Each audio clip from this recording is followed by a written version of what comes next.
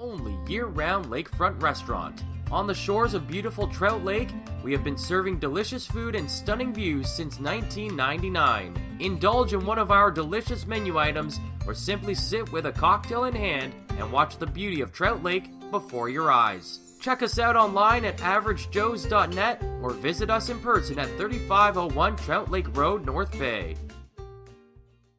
As a Canadore College alumni, you have access to perks. Canadore Alumni Perks. This is a lifetime membership that includes special access to great offers, opportunities to get involved, and so much more. Graduates can access discounts and special offers from businesses and hotels locally, across Canada, and internationally. Get information on special events and news, or access the alumni job portal. Keep in touch with Canadore's alumni office. Visit canadorecollege.ca/perks. Great things happen here.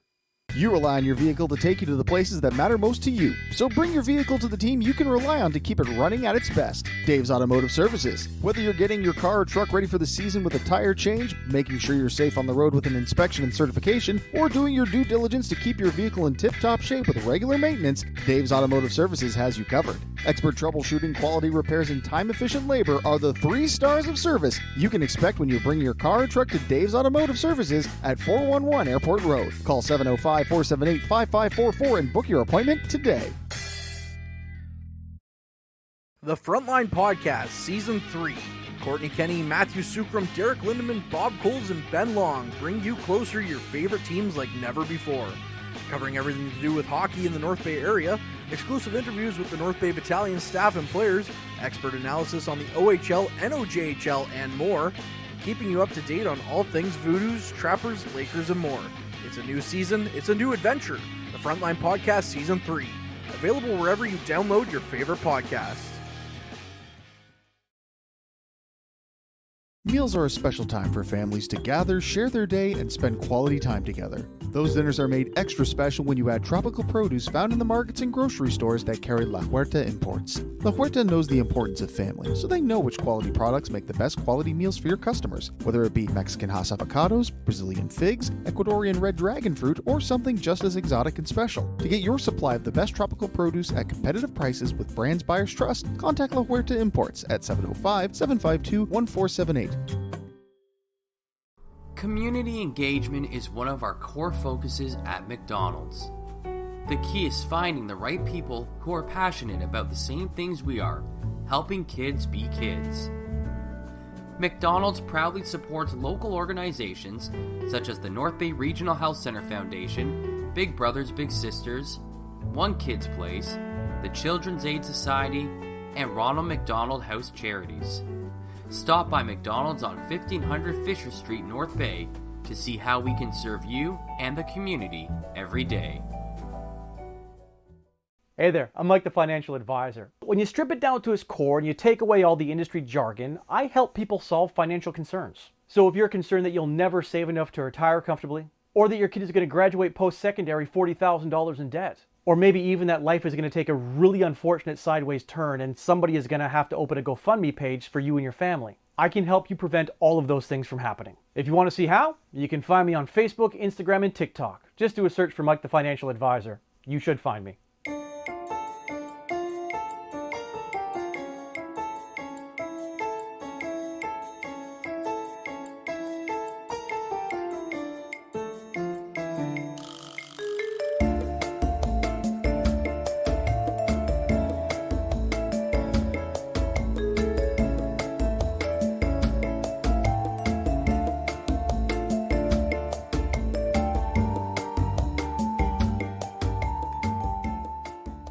Tonight's broadcast is brought to you by Average Joe's Eatery. Average Joe's, where we want your experience here to be a happy one. 3501 Trout Lake Road. The pregame show is brought to you by La Huerta Imports, family owned and operated since 1995. Visit lahuertaimports.com for more details. Players to Watch is brought to you by Mike the Financial Advisor. If you have financial questions, he has financial answers. On Facebook, Instagram, and TikTok at Mike the FA. And we welcome you. My name is Matthew Sucrum alongside Ben Long, and tonight we bring you the Powassan Voodoos and the Espanola Paper Kings live from the Sportsplex in Powassan. Your players to watch tonight for the visiting Paper Kings, Lucas Signoretti against, on the Powassan Voodoos side, Chase Thompson, and we'll tell you why right after the national anthems. National anthem.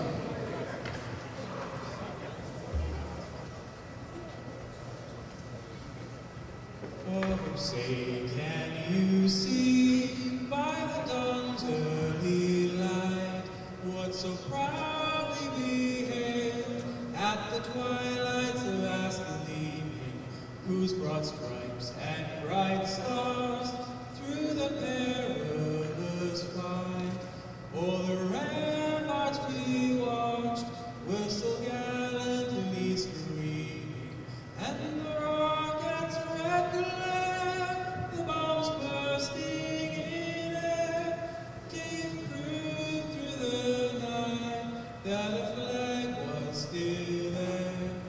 Oh, sailors, that star-spangled banner yet wave, o'er the land of the free and the home of the brave.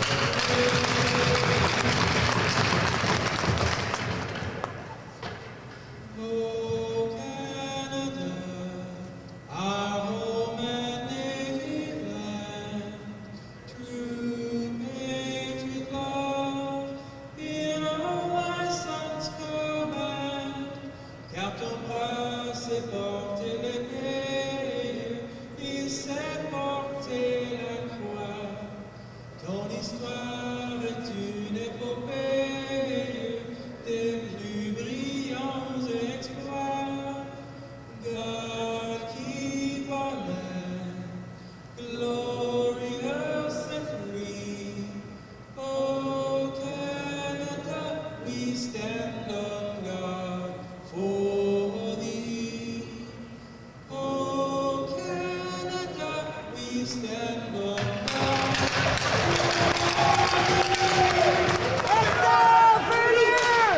And we welcome you back after the national anthem there. And here's Matt Sucrum and the players to watch today. Lucas Signoretti from Espanola Paper Kings, who is their leading point getter by a good little bit, and having not played as many games as most of the rest of the team. Sitting at 15 games played, he has 12 goals and 15 assists. 27 points in 15 games, that's notable.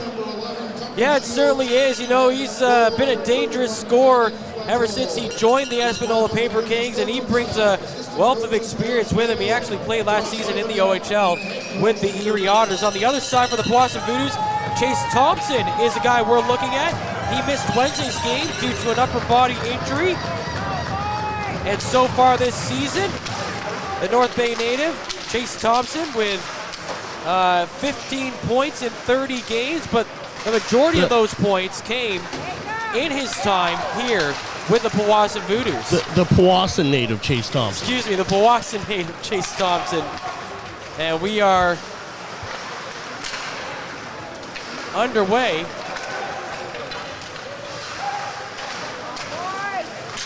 As the puck is inside the Espanola zone, they try to clear it. And it looks like actually Chase Thompson has been a late scratch for the Powassan Voodoos. So he cannot be one of our players to watch. So we'll, I guess Chase is still dealing with that upper body injury. No, he's right on the ice right there. Well, he's not listed in the lineup here, so interesting. Anyway, we'll get it sorted out. We've had some interesting paperwork today. That's it. Yes, Chase Thompson is on the ice. Puck inside the neutral zone, turned over. Coming down the left side is Rocklin, and he gets checked going in the zone, and puck ended up outside, shot right back in the zone. A minute 20 into the period. That's Service. Gets it knocked off his stick, and it goes up over the glass and out of play. Speaking of paperwork issues, we weren't sure whether Sturge was in the game, but he is on the ice right now, so it is in fact Sturge dressed. Sean Thies is out for tonight's game, I believe. At least he was one of the guys that was scratched early on. We'll find out as all the guys hit the ice. That's right. Matthew McMillan is dealing with a lower body injury, and he's not expected to be back until early in the new year. And Tyson Risman, is also not in the lineup, and I know that for a fact because he just walked by me. So. Yeah, we just saw him walk by.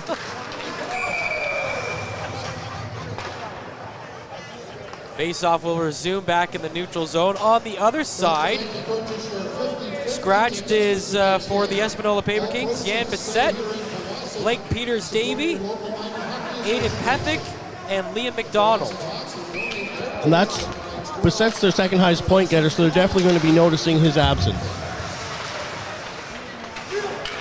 Stolen by Signoretti, coming in with speed, going down the right wing side. Now he stops and goes into the corner, plays it down the point. Bishop fires it to the far side. It comes out of the zone and delayed offside against Espanola.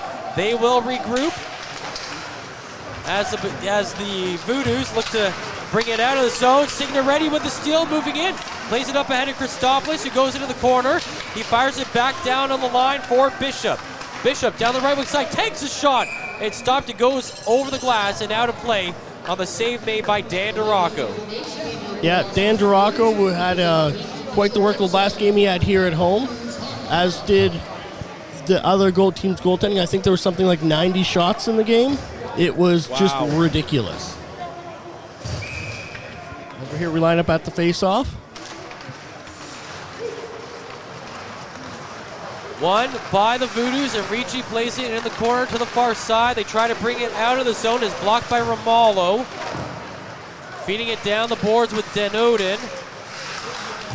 Romalo back there. Centers it, big stop there. And out of the zone comes Service down the left wing side. Takes a shot and it gets deflected wide. Picked up and moving through the neutral zone are the Paper Kings. There's a shot stopped and the secondary chance is fired wide. The rebound comes way outside and the Voodoos pick it up and it's Patrick who dumps it in. Sent around on the near side. This is Denoden. He'll get out of the zone. Breaks it down the right wing. He fires it in from well outside the blue line as DeRocco plays it to the far side boards. Brought out by the Voodoos. Stritchaluk still looking for his first goal as a member of the Voodoos. He can't get it there. At the line, kept in by Lemke. Kicks it to his stick and played it by. Now to the near side. That's Shields down the point. Sturge, his shot goes wide. Off the boards and cleared. Voodoos try to play forward again. That's picked off. And Bishop looks to go the other way. He gets stopped, and the Voodoos have a delayed 2-on-1 going the other way. Shields coming in on the right side. Takes a shot. Save made by the goaltender Marois. And he holds on to it for a stoppage in play. And as we see common in these games, guys like to hang around the net after the whistle and see a little pushing and shoving, see if they can draw something out from the other team. And so far tonight, we haven't seen it come to anything, but last game there was a bit of rolling around here on the ice. Well, these two teams know each other pretty well. They have faced each other already 4 times, with Espanola holding the edge with a 3-0-1-0 record. And now coming in is Rockland, makes a move, denied on the backhand by DeRocco. What a big time stop.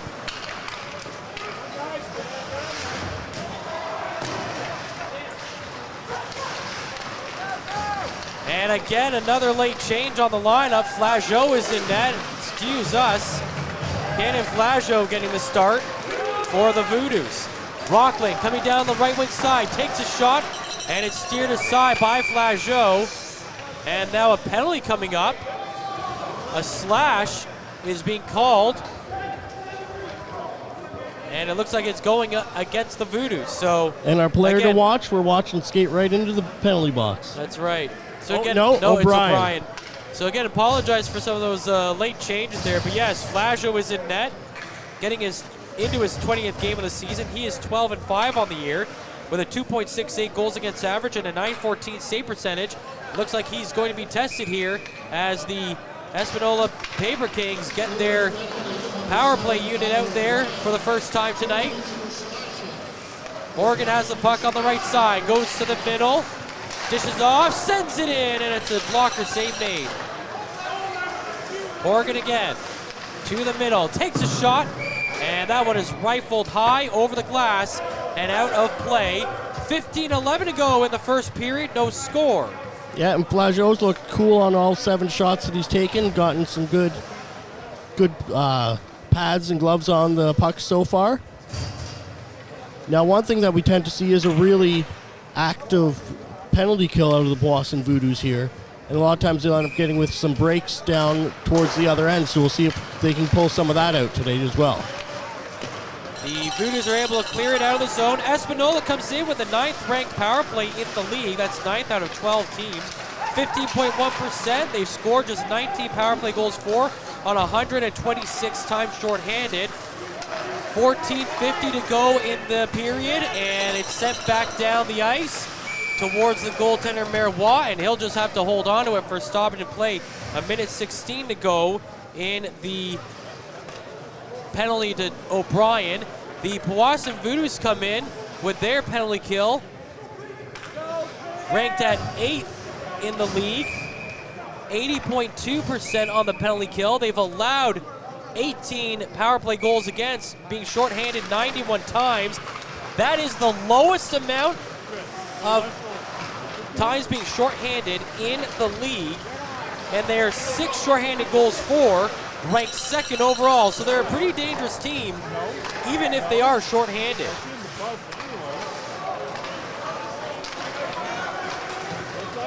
Malo sends it down the ice. Flageau lets it go, and that is sent down the ice again. Walton will chase it back. The Paper Kings haven't had a ton of time in the offensive zone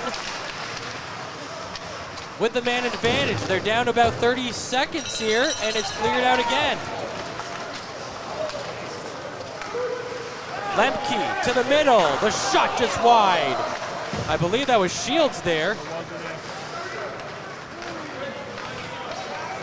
Espanola brings it back down the ice. And it's Christopoulos getting stopped on the boards. 10 seconds to go on the power play. Romalo keeps it in to Friesen. The shot goes towards Flageau, and he holds on to it for stoppage and play. 4 seconds remaining. The Espanola Paper Kings already up to 8 shots, but like you said, Flageau is just sending them to the corners and not giving up big rebounds. Yeah, and that was a dangerous one there, and something that we noticed in Powassan, or both teams last games, they were leaving guys open in front a lot, giving them kind of chances alone with the goalie and the puck. There's a shot off the draw into the glove of Flageau, and another stoppage in play as he makes another save. Yeah, he's doing all that he can tonight to keep the boys in the game. We'll see if he can keep that up, and if Powassan can maybe turn the puck around to the other end a little bit here.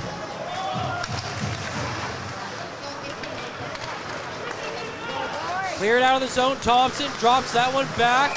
Shields coming in. The shot off a stick and over the glass and out of play. Looked like Strichaluk on that play, or was that Gazic maybe? Gazic, let's see who that was. But yeah, he had some real speed coming in there. Apparently was a step offside, but yeah, he had some real. When he gets going, I don't know if there's many other guys on the team that can keep up with him. And Thomas Gazic has been a big-time player for this Voodoos team since being acquired just a couple of weeks ago. This is his 12th game of the season. He's got 10 points. There's a chance in front of the net. Marois scrambling a little bit. Gets back up and in position as the Voodoos maintain possession of the puck on the far side boards, but now it's cleared down the ice. Chasing that one into the zone. It's turned over. Espanola in control. Sending it in front. It's redirected off the skate of service right back to Flageau, but he was quick there and didn't allow the Paper Kings to bank a goal off a shot from behind the net. Delayed offside against Espanola here.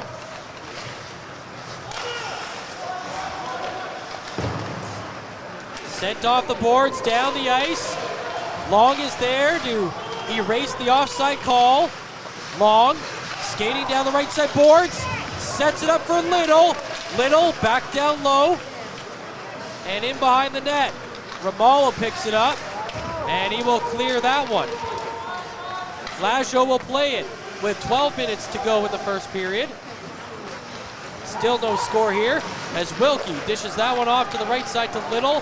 Little tries to play it down the wing to Vassos. He turns it over, but Wilkie gets it back quickly. Now it's Little again, leading the charge over the blue line, but Smetham is offside. And that'll be a stoppage and play again with 11:45 to go in the first period. Shots are 9-3 in favor of the Espanola Paper Kings. They come into the game 15-11, 2-2 with 34 points on the season through their first 30 games. Fourth in the West, 18 back of Sudbury with 2 games in hand. While the Voodoos come in 29-1-0 with 41 points through their first 30 games. They're third in the East, 10 back of Timmins, but they've got 3 games in hand.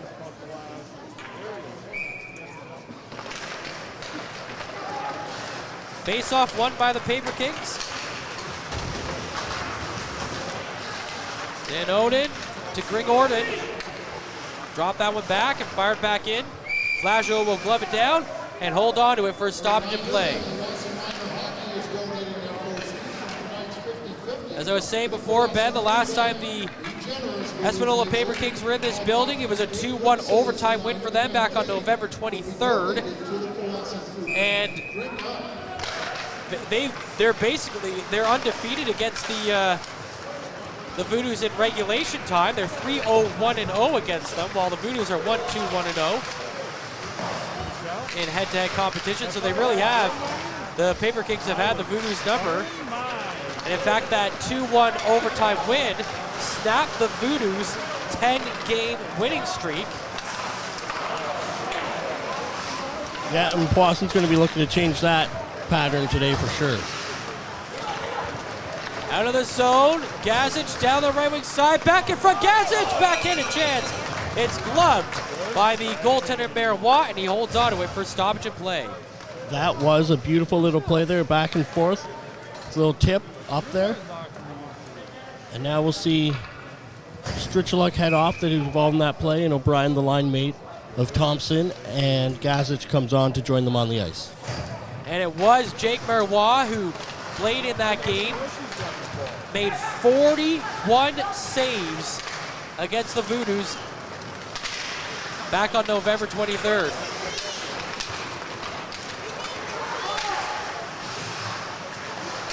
Play inside the Voodoo zone, Signoretti lost it.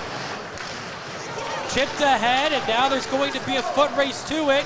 Trying to catch up to it is O'Brien, and it's deflected away out of the zone. Sturge gets it turned over again. Gazic trying to move the zone.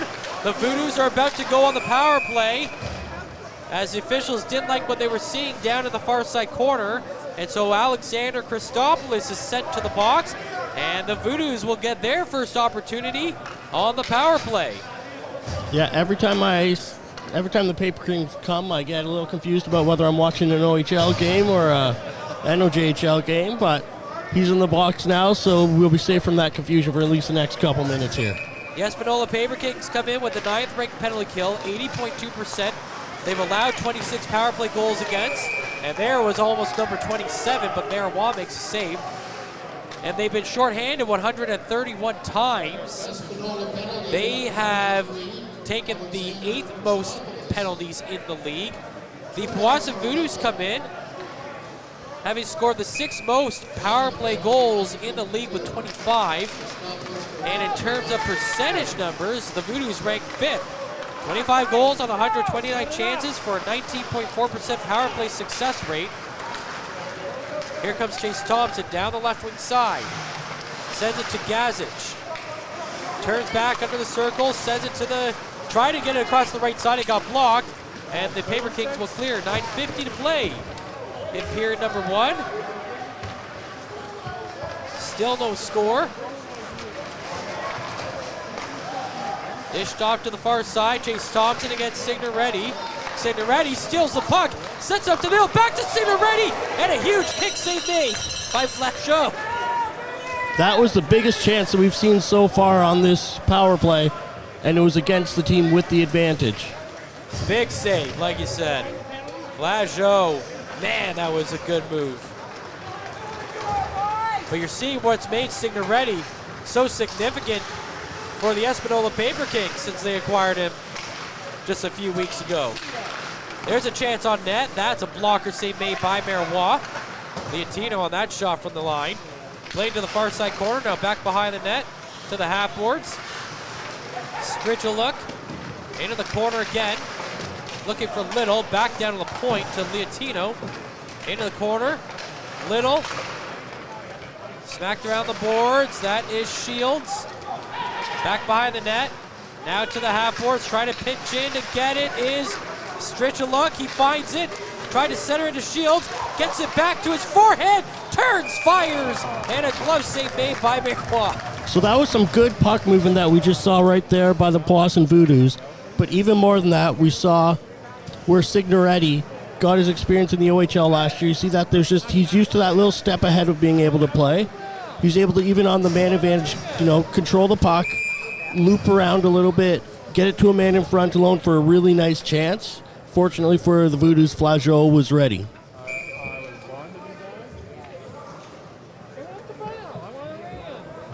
Well, under a minute left in the power play. How much, we don't know. It looks like the last number is 2.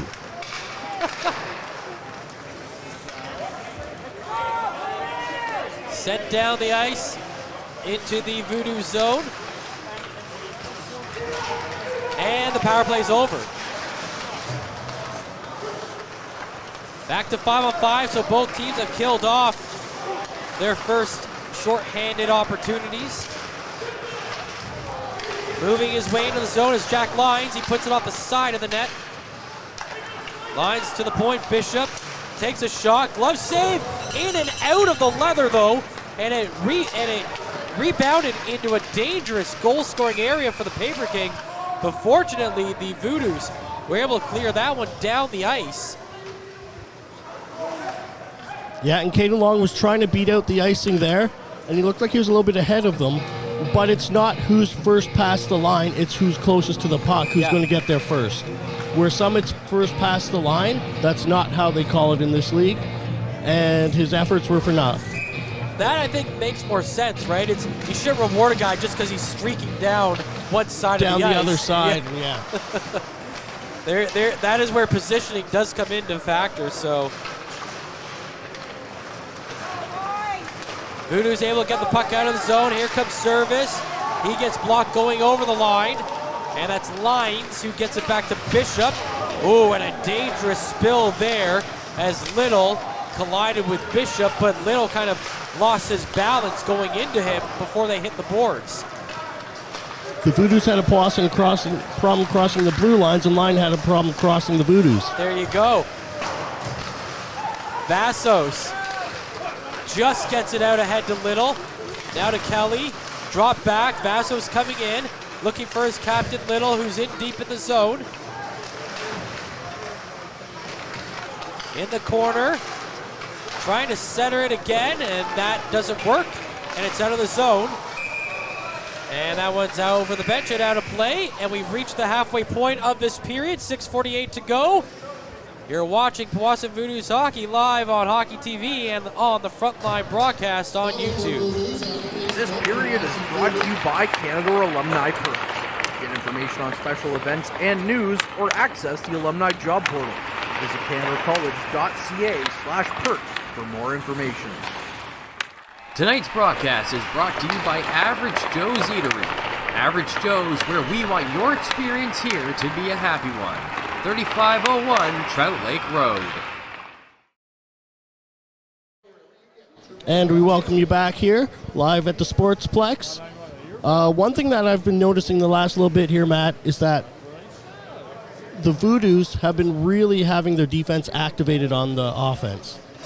I've seen Little down the corner, not just on the power play, but even in 5-on-5, he's been down there trying to contribute, trying to get the puck in the other team's net. And I got to think that with their history with the Paper Kings, they're pushing for let's get ahead and then keep the game as opposed to try and come back.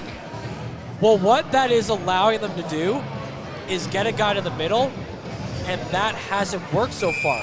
So yes, they're doing a good job of getting an extra guy in on the offense, but every time they try to move it to the middle, that pass from the back end into the middle of the zone hasn't gone there yet. Espanola has had a lot of active sticks in the defensive zone and has just been breaking up that play. So I think it's probably a good strategy for the Voodoos to continue getting that defender involved, but they got to complete those passes.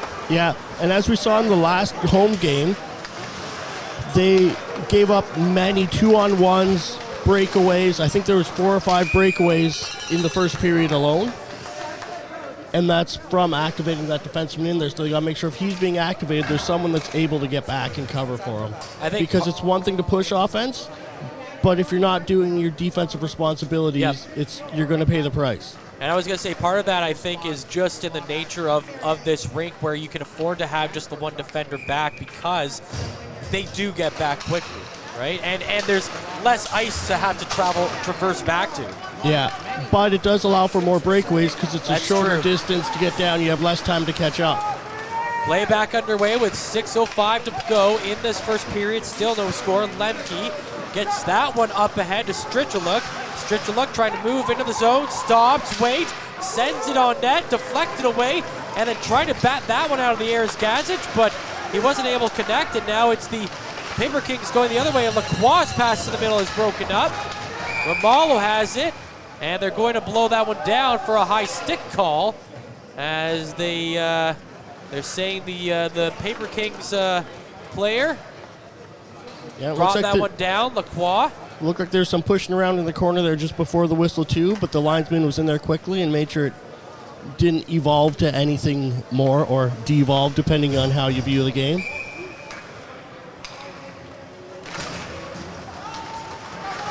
Powassan Voodoos coming off a loss in their last game, 4-2 to the French River Rapids right here on Wednesday. They actually haven't won in this building since November 26th. That was a 4-2 win versus Cochrane. I know that sounds like a long time, but they've only played 2 games since then. There's a shot by Thompson, in and out of the glove. Loose puck on the doorstep and cleared down the ice. It will be a foot race to it. It's Sturge who gets there. Icing not called. They say it must have been cleared by one of the Voodoos on that near goal chance. There's a turnover at the line. Rockland tried to play it to the middle. That one's picked off by Gazic. He sends it down the right wing. Coming in. There's a shot that's steered aside. Now down the other way is Lush. He puts it on net. Flageau jumps all over it for a stoppage of play. 4:45 to go in period number 1. No score. And that last game that you mentioned, it was French River Rapids, I believe, is their 4th win on the season. Yep. They were very excited about that win. Yeah, I can imagine. But we saw some, like in the last 5 minutes, I think there was 10 or 15 shots against French River's goalie, and he just stood on his head. I think the shot total was 39-49 or something like that in the game. Unbelievable. And actually, the Powassan Voodoos come in trying to rewrite the ship a little bit here. 2-3 overall in their last 5 games played, and they've been outscored 17-16 in that stretch. Espanola come in on a 3-game winning streak. They've outscored the opponents 13-8 in that stretch, and they are actually 3-2 overall in their last 5. Espanola's last 3 wins have all come on the road. They beat Elliott Lake, French River, and Sudbury coming into this one. There's a shot that's gloved down by the goaltender Marois. And that game against Sudbury was, for the Espanola Paper Kings, a 4-1 win, and it snapped the Cubs' 9-game winning streak. So not only have the Paper Kings snapped a 10-game winning streak for the Voodoos, they've snapped a 9-game winning streak against Sudbury this season. They are the backbreakers, are they not? The streak killers, that's it. And now they're on a streak of their own. 3 wins in a row, all on the road. It's impressive what the Paper Kings have done in the last little while. They're making good strides as this season goes along. I got to imagine Signoretti being there for the last 15 games has been quite an involvement of that as well. There's a hard hit in the corner. Both players get up and look to be okay. Green Gordon plays it back behind the blue line. Sent down the ice lines. Blocked it inadvertently. Now Little. Stick it doesn't snap it. A couple of hard hits in the boards. Couple of guys brought down. Den Odin, he gets hit by Smetham.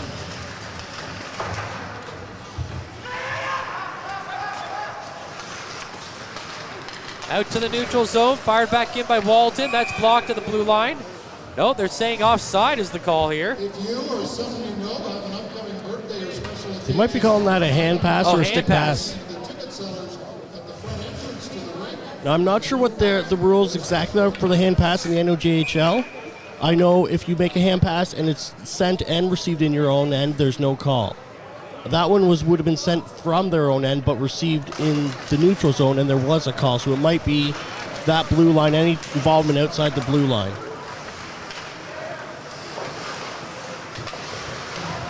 Some interesting differences in between the leagues around the north. Well, around the world, really. Yeah. And now some hard pushing and shoving. The arm goes up, and that is going to result in a penalty against Lemke and the Voodoos. Hooking is the call, and so the Voodoos will be shorthanded with just 2 minutes and 46 seconds remaining in the period. And again, we'll see what they can do with this penalty kill here. If they can get some more chances. When Espanola was on the penalty kill, they managed to pull a few really good chances. Although, by the end, Powassan seemed to have their movement down in the other end. So if they can do the same thing. I think the ref is sending a player off. Looks like an equipment adjustment is required. But yeah, that definitely throws you off when you're lining up for a power play and the ref says, nope, centerman has to leave the ice. Yeah. So they send Den Odin out there. And now they bring Lush into the face-off circle. Oh, boy. And now the linesmen are telling the wingers on the outside to back up. All right. I'm glad that took 3 minutes. Sent down the ice right towards the goaltender, Marois. And he waits before he finally sends it past Service. And Service is one heck of a penalty killer out there. Yep. With his speed, his ability to get around, and he seems to be picking up pucks. He's really good with his active stick. Playing in the near side boards. Den Odin sends it in the corner, back to the half boards, trying to get to Den Odin. Play is broken up by Little, and it's Service who brings it out. Down the left wing side, just Little, back to Service. Shot from the sharp angle, and that one skips past everyone through the slot. Down the left wing, played into the middle. It's off a skate and cleared out by Service. 1 minute remaining in the Espanola power play with 1:45 to go in the first period. Still no score. Lacroix brings it in, and offside is the call. And there's a couple players, I think unrelatedly even, on the ice across from where the puck was being played. Which we've seen a fair bit of spilling tonight of guys just away from the puck. Yeah. Just a little, catch an edge or something. I don't know if something's happened on the ice, if there was a figure skating competition or a tournament or something where there'd be particularly attacked ice, but yeah, it seems to be rough out there. Turnover in the defensive zone by the Paper Kings, but they recover quickly. Horgan brings it down the ice.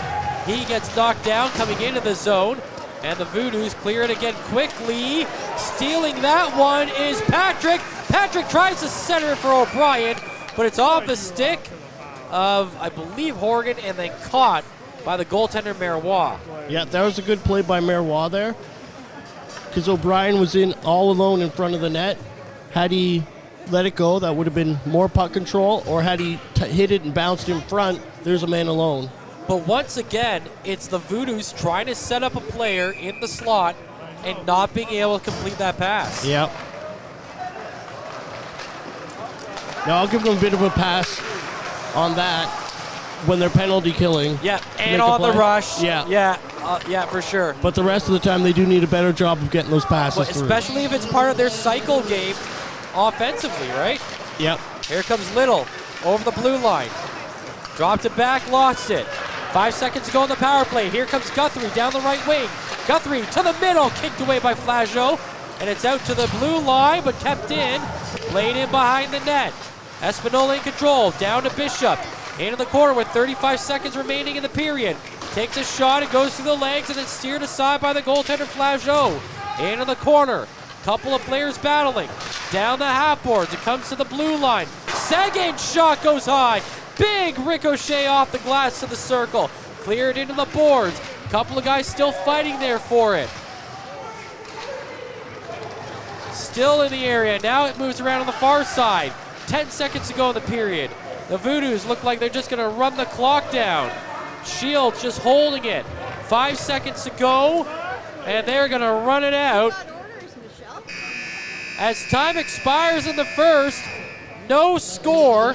Shots are 17-11 in favor of the Espanola Paper Kings, which at one point they were up 10-2, so I think the Voodoos will take that. But yeah, chances on both sides of the ice, but both goaltenders making some big-time stops through the first 20 minutes. Yeah, the goalies have been really particularly solid tonight. 28 shots on net in one period. We're in for another high-shooting affair here tonight if they keep the paces up. And, you know, a couple of them some really good looks, especially Signoretti there shorthanded was the biggest one, I think, of the game where they looked really good and Flageau had to come up big. Absolutely. All right, he's Ben Long. I'm Matthew Sugrum. Thank you so much for joining us this evening. The Average Joe's Frontline Game Day broadcast returns from the Powassan Sportsplex right after this. Average Joe's Eatery and Patio Bar is North Bay's only year-round lakefront restaurant. On the shores of beautiful Trout Lake, we have been serving delicious food and stunning views since 1999. Indulge in one of our delicious menu items or simply sit with a cocktail in hand and watch the beauty of Trout Lake before your eyes. Check us out online at averagejoes.net or visit us in person at 3501 Trout Lake Road, North Bay. As a Canadore College alumni, you have access to perks. Canadore Alumni Perks. This is a lifetime membership that includes special access to great offers, opportunities to get involved, and so much more. Graduates can access discounts and special offers from businesses and hotels locally, across Canada, and internationally. Get information on special events and news, or access the alumni job portal. Keep in touch with Canadore's alumni office. Visit canadorecollege.ca/perks. Great things happen here. You rely on your vehicle to take you to the places that matter most to you. So bring your vehicle to the team you can rely on to keep it running at its best. Dave's Automotive Services. Whether you're getting your car or truck ready for the season with a tire change, making sure you're safe on the road with an inspection and certification, or doing your due diligence to keep your vehicle in tip-top shape with regular maintenance, Dave's Automotive Services has you covered. Expert troubleshooting, quality repairs, and time-efficient labor are the 3 stars of service you can expect when you bring your car or truck to Dave's Automotive Services at 411 Airport Road. Call 705-478-5544 and book your appointment today. The Frontline Podcast, Season 3. Courtney Kenny, Matthew Sukram, Derek Lindemann, Bob Coles, and Ben Long bring you closer to your favorite teams like never before. Covering everything to do with hockey in the North Bay area, exclusive interviews with the North Bay Battalion staff and players, expert analysis on the OHL, NOJHL, and more, keeping you up to date on all things Voodoos, Trappers, Lakers, and more. It's a new season, it's a new adventure. The Frontline Podcast Season 3. Available wherever you download your favorite podcasts.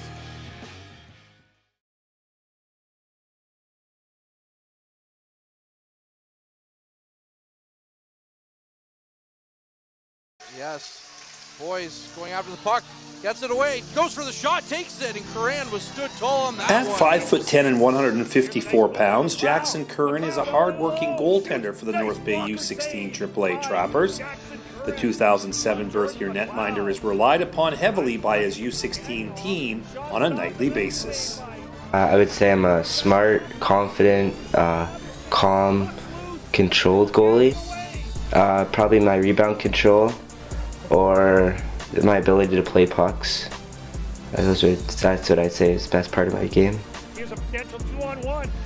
The North Bay, Ontario product models his game after a Canadian superstar netminder and a North Bay area NHL goalie prospect. My favorite goalie is Carey Price, but I try to model my game after Ben Goudreau, one of my best friends. Practice a lot with him in the summer. I like his everything he does. Curran works hard on and off the ice. He has a reputation of training like a professional, simply trying to get better every day. I want to follow in Ben's footsteps, and I want to be better than Ben one day, so I try to work as hard or harder than him and what he has done. Skates around the net, tries to wrap around, he can't get past Curran. I think for Jackson Curran, what you get is consistency. You get consistency in attitude, you get consistency in terms of his performance on the ice. When I work with Jackson, we talk a lot about the economy of motion and the economy of emotion. And we've worked really hard on his skating. He's made a lot of progression in terms of his skating abilities, and that's really showing up in his play. Curran's longtime goalie coach believes the young North Bay area goalie has come a long way in his ability to catch a puck and track a puck. That's fundamental to Jackson, but I think one of Jackson's most outstanding characteristics is his personality, his compete level, his coachability, and what he brings to the dressing room. He will never be a liability in any of those areas. His goalie IQ, I think, has gone up considerably in the last year, and there's still lots of room to evolve that, and as that grows, he's even going to become better. Curran also pays tribute to a teammate on his goalie mask. Noah Dugas passed away from a stroke in November of 2020, and in the summer of 2021, Curran had his friend's picture painted on his goalie mask. It means a lot to me, personally, one of my best friends and someone I miss greatly, and talk to him every game before I go on. Just hope I have a good game.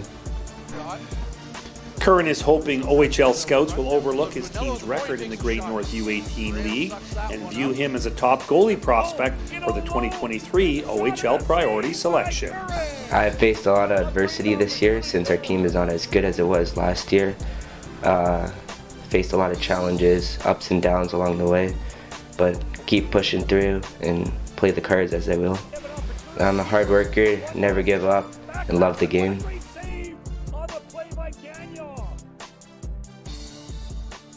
This has been a Dostar Video Scouting presentation.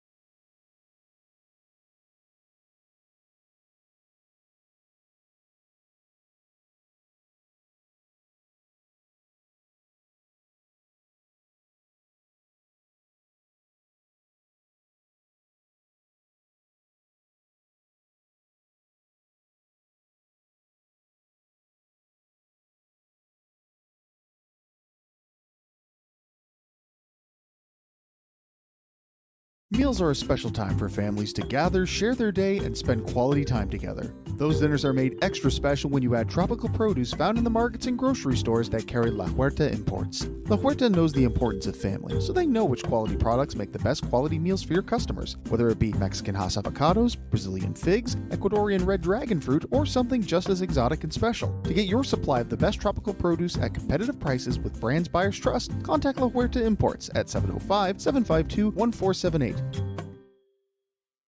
Community engagement is one of our core focuses at McDonald's. The key is finding the right people who are passionate about the same things we are, helping kids be kids. McDonald's proudly supports local organizations such as the North Bay Regional Health Center Foundation, Big Brothers Big Sisters, One Kids Place, the Children's Aid Society, and Ronald McDonald House Charities. Stop by McDonald's on 1500 Fisher Street, North Bay, to see how we can serve you and the community every day. Hey there, I'm Mike the Financial Advisor. When you strip it down to its core and you take away all the industry jargon, I help people solve financial concerns. So if you're concerned that you'll never save enough to retire comfortably, or that your kid is going to graduate post-secondary $40,000 in debt, or maybe even that life is going to take a really unfortunate sideways turn and somebody is going to have to open a GoFundMe page for you and your family, I can help you prevent all of those things from happening. If you want to see how, you can find me on Facebook, Instagram, and TikTok. Just do a search for Mike the Financial Advisor. You should find me.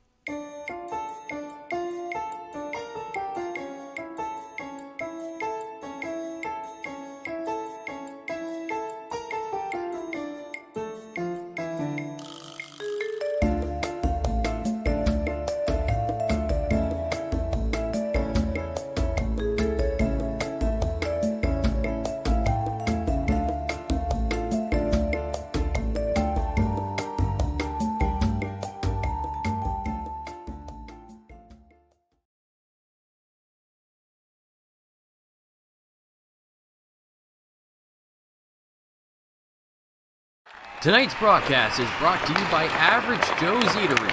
Average Joe's, where we want your experience here to be a happy one. 3501 Trout Lake Road. Players to Watch is brought to you by Mike the Financial Advisor. If you have financial questions, he has financial answers. On Facebook, Instagram, and TikTok at Mike the FA. And we welcome you back here into the Powassan Sportsplex. As you can see the clock counting down till the players come back out here. It says 3 minutes, but I'm guessing the puck will probably drop in about a minute or a minute and a half because that's the way it seems to go around here. But yeah, as you heard there, Players to Watch by Mike the Financial Advisor. Because off the top here, we were a little confused about who might be in or out of the lineup with some stuff. So we've seen Chase Thompson out there. He's done some good penalty killing. We've seen him have some good looks on the power play, but nothing to show for it. But the same thing goes for Signoretti. He had some great moves on their penalty kill especially. He had some good puck control on the power play. Overall good play, but nothing to show for it because the goalies have really turned out to be the players we should be watching tonight. Yeah, I think that's been the biggest difference tonight is that both Cannon Flageau and Jake Marois, for their respective teams, have done everything asked of them. 17 saves for Flageau, 11 for Marois, and not all of them have been standard. They have had to make a couple of really tough saves, as both defenses seem to be giving up a lot of room down the wings. Yep. But they're collapsing pretty good in the slot areas as well. So, you know, you give or take. If as a goaltender, I think if all you're going to do is face shots from the perimeters, he'll take that all night. Yeah, and what that conversation leads to is goal differentials, because that really, you know, you have your guys scoring, you have your guys stopping the puck from going in the net, but what really tells the story is how those numbers meet together. So, coming into the game, Powassan was the 6th highest scoring team with 107 goals for in the league. Right behind them, Espanola, 7th overall, 105 goals scored overall coming into this game. But here's a difference in why there's a 7-point gap between these two teams. Of course, you know, they don't play in the same division, but in the conference, here's why, or in the league, here's why there's a 7-point gap between these two teams. The Powassan Voodoos are plus 27 in that goal differential category. That's 5th overall in the league. They've only allowed 80 goals against, and that's 4th overall in the league. On Espanola's side, they've allowed 100 goals. That's 8th overall in the league, and they have a plus 5 goal differential with it, which is 7th overall in the league. So really, those 20 goals right there is the difference between 7 points, even though the Espanola Paper Kings have 7 of the 8 points available in this series head-to-head. Yeah. And that really shows you that, you know, chemistry of on the, you know, not just chemistry on your team, but chemistry of how it works out between the opposing teams can really factor in where Espanola may have a favorable skill set against Powassan that doesn't translate against other teams the same way. And we'll see if they can tap into that again, or if it's the Voodoos' turn to finally turn the tables in this head-to-head series. But with 20 minutes in the books and no score, we'll see which way this one goes in period number 2, with Strichaluk bringing it in. Down the right wing side, turns and sets it up to Wilkie. Wilkie's knocked down hard in the middle, and it comes out to the neutral zone. Signoretti down the left wing side over the blue line and feathers that one in. Picked up by Little. Whips it around the boards to the near side. Strichaluk almost lost it. And now down the right wing, it's Shields. Dumps it in along the M boards. Looking to clear that one. It does bounce over the line and almost bounced over the Voodoos' O'Brien stick. But he was just able to get it and dump it in. And now the Paper Kings bring it back out. Thompson trying to get it. Den Odin can't hold it. Gazic going in. Lost it at the blue line. And it's sent down the left wing side. Romalo lost it there. Now Liatino plays it to the far side in his own zone. Back to the near side of Liatino. And he races down the right wing. Stops in the corner. Played to the far side and out. That's O'Brien. Coming in. O'Brien takes a shot. Glove save made by Marois and held on to for a stoppage in play. And there are a couple of hard shoves after the whistle from Joshua Romalo on to Connor O'Brien, but the officials getting in between those two players quickly. Yeah, and like the last period, they started off with some shoving right away and getting that blood going and getting the energy, and we'll see if that carries over into in-play action like it did last period as well. The Voodoos' only win in this head-to-head series came on September 23rd. Oh, and there's a turnover there. Puck still alive in the zone, and the Paper Kings clear it down the ice. Icing waved off as it's touched behind the net by Lines. The wraparound chance is denied by Flageau down to the point. Horgan takes a shot that's ripped wide. Play back in towards the net. That goes off the side, and it's picked up by the Voodoos and cleared out. Horgan passes to the far side. It's dumped in by Dumont. Play behind the net by Flageau. He turns it over, and he almost kicks it into his own net. Ooh, that was really close. There was some miscommunication on that play there. Yeah, there's a little bit of funny bounce behind the net there of the puck. Unfortunately, there was a Powassan Voodoo right there. Looks like it was Sturge to kind of keep the puck out of the net when it kind of bounced out in front into Flageau's feet while he was moving in front as well from playing it behind the net. And you wonder if that rattles the confidence a little on the defensive end for the Powassan Voodoos now. Yeah, you know, and that's the big psychological part of the game, especially as a goalie, is important that if you can have, you know, little things like that happen and just kind of like, as my girl T Swift likes to say, shake it off.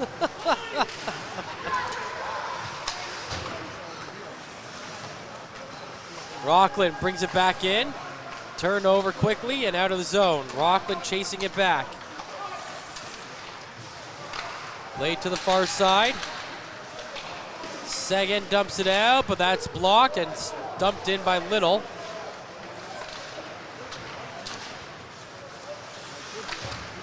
Bouncing puck, dumped in towards the goaltender Flageau. He holds on to it for a stoppage in play.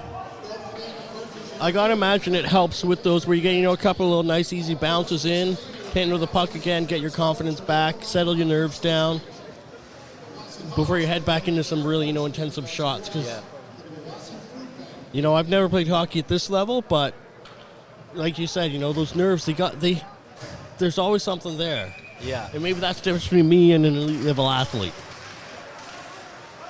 Maybe it doesn't faze them at all. They just said, oh, got away with that one. Can't let that happen again. That's probably actually the healthy outlook of it. Yeah. Liatino sends it down the ice, and that will be icing called here. We talked about Chase Thompson. He missed Wednesday's game due to an upper body injury, and so what that forced the coaching staff to have to do was move Carson Ricci into a forward position for part of Wednesday's game, and maybe that's a little bit of what we're seeing in the offensive attack for the Powassan Voodoos in that first period. Was their defense remained a big part of the offensive cycle game. And interesting that we've seen quite a bit of line shifting recently. Coming in, that one's shot just wide and cleared out. Yeah, go ahead. Where we've seen Strichaluk and Gazic playing as line mates for essentially the whole time Strichaluk has been here. Icing called here against the Voodoos, and another face-off coming up again for Espanola. And we see Strichaluk playing up on that first line with Shields. We see Gazic on the second line there with Thompson, who's been playing on the third line previously. And Caden Long's been all over the lineup when he's been in. He was injured for a little bit there, but... Same thing with Service, actually. Yeah, he's all over the place, too. Where he's centering the third line, I believe it is, tonight? Yeah. He was on the fourth line on Wednesday. Yeah, and we haven't seen him center it all yet. He's always been a winger, I believe. And another icing called against the Voodoos here. And I got to think some of the problems with what's happening on offense is you get that familiarity with other line mates that you have. And if there's not that familiarity, you're always just going to have a foot off pass type of thing. Yeah. Well, again, Voodoos 2-3 overall in their last 5 games. Still scoring a decent amount, but letting in more goals than they normally do. Been outscored 17-16 in that 5-game stretch, and Espanola Paper Kings on a 3-game winning streak. 3 straight road victories, looking to make it 4 in a row tonight as Signoretti sends that one in. Played around on the far side boards, trying to get it out. The Voodoos had a chance down the ice, but it's just past the stick of O'Brien. Thompson chasing that one in. Comes to the line, Fullerton fires it in just high. Rebound chance at the side of the net, and Marois just gets a piece of it to keep it out. Chance in front, O'Brien can't score on the rebound. And it goes to the near side. It might be one of those games, Ben, where it might just take one on either side. I mean, we still got a lot of game left to play here, but man, if the Paper Kings didn't score on that earlier gaff by Flageau and the Voodoos didn't score on that opportunity there against Marois, what is it going to take? That one's sent down the ice. Icing waved off. Lacroix tries to center it. Blocked by O'Brien. And cleared out. That's too many men on the ice, but well, they didn't call it. There's a hard hit behind the play, way behind the play.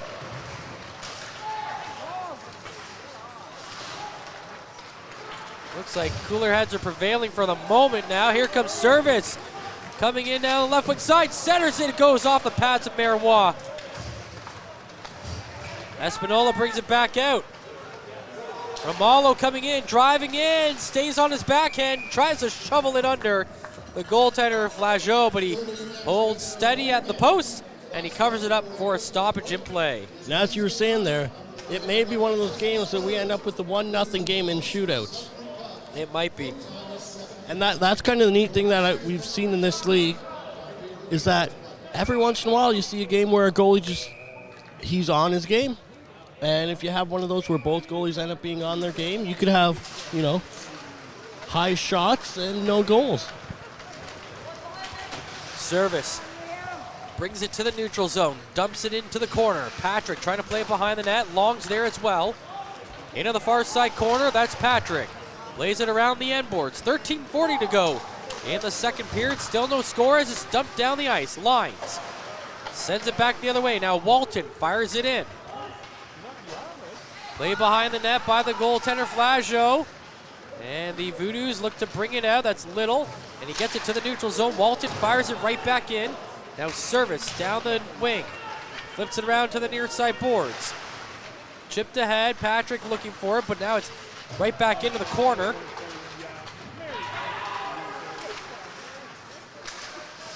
Tried to dish it off to the middle. Poked ahead.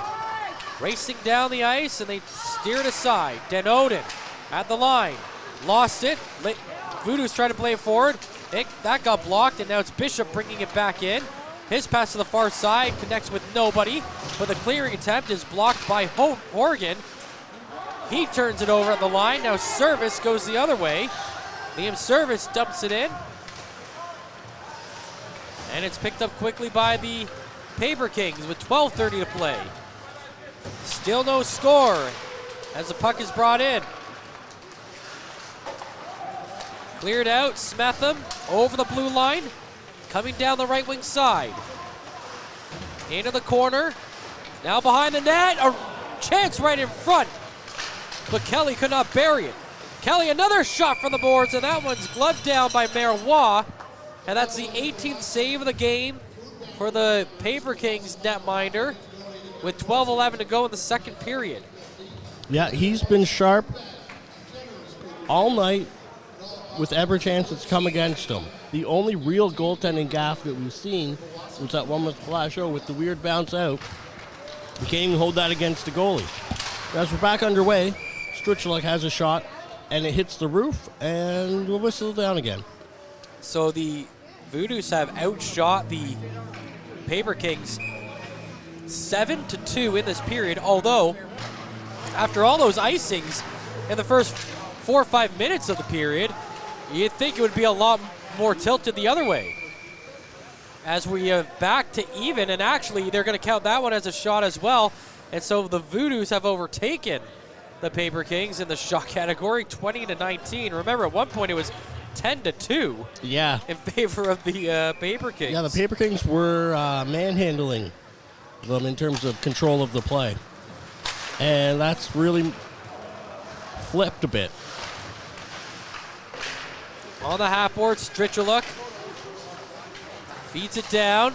Lemke's pass to the middle is blocked, but the clearing attempt is blocked by Lemke, and it's fired right back in. Head coach Peter Goulet has really tried to get all four lines on the ice tonight. Yeah. He is switching them out quickly. That's one thing that we do see a lot of here, like in the battalion games. Oh, Stritcheluk up ahead. Gazic is right there, but he can't bury it. The Espanola Paper Kings netminder, Jake Marois, was out of position again, but the Voodoos could not get a clean handle of the puck. Yeah, that was a beautiful play by Lemke to set up that chance.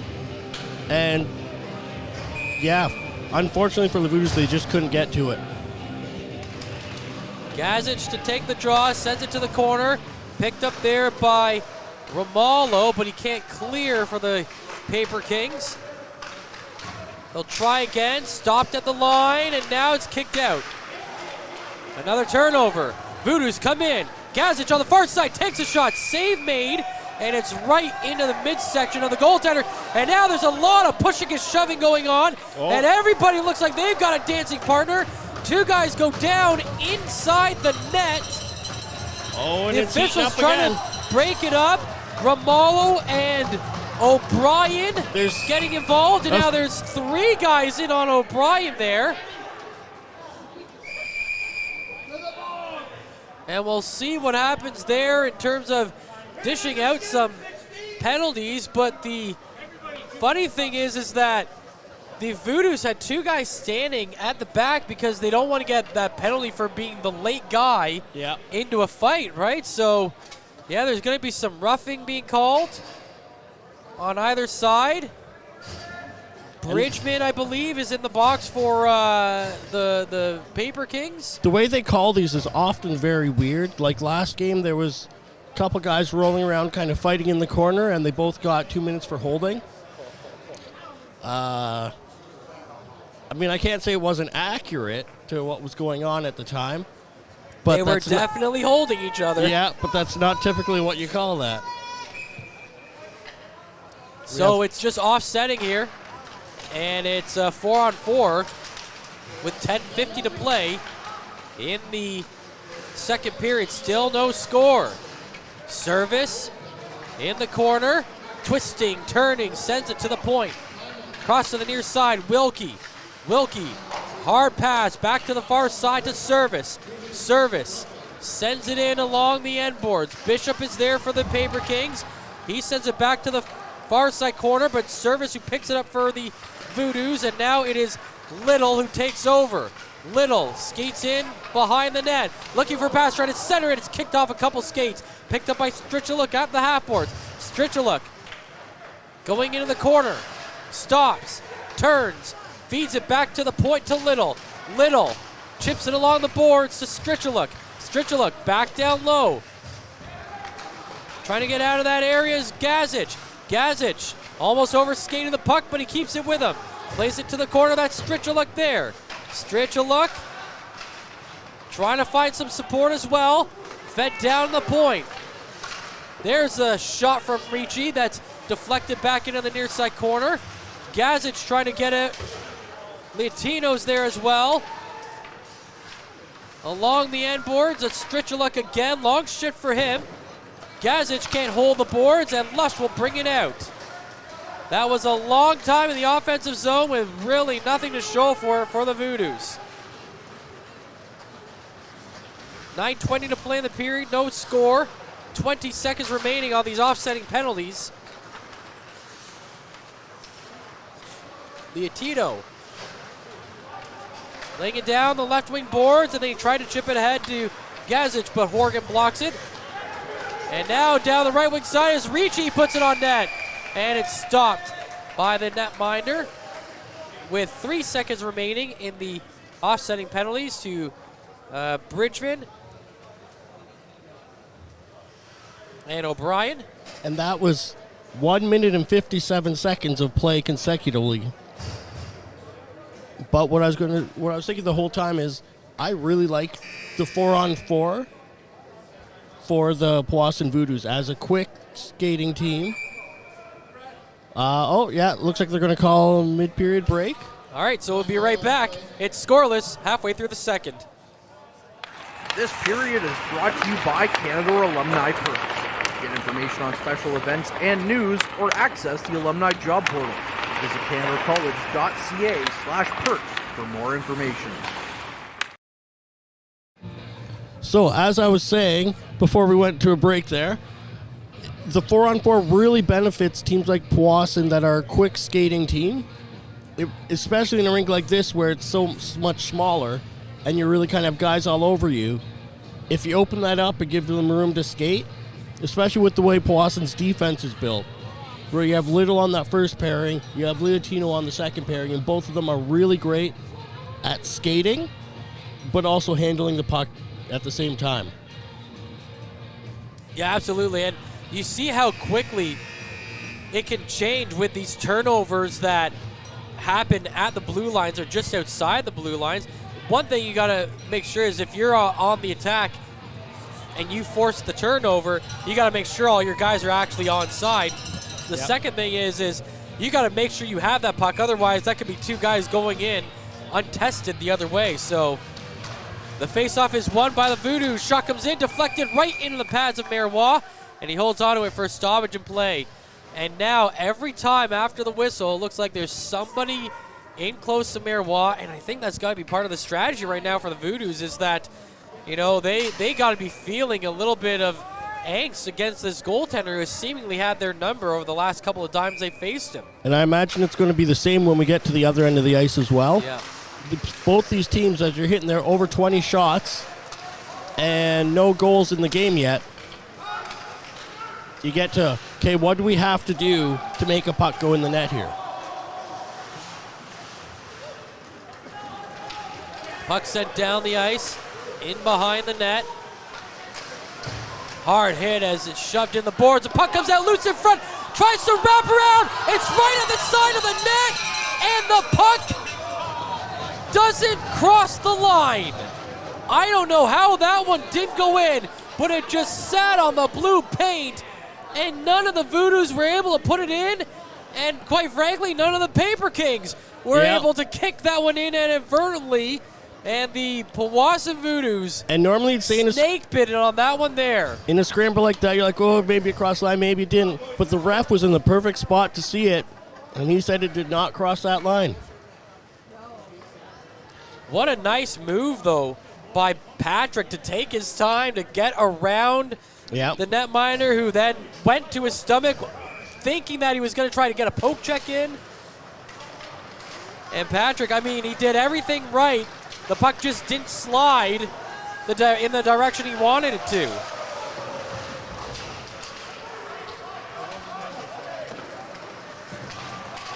In the far side corner, comes out to the neutral zone.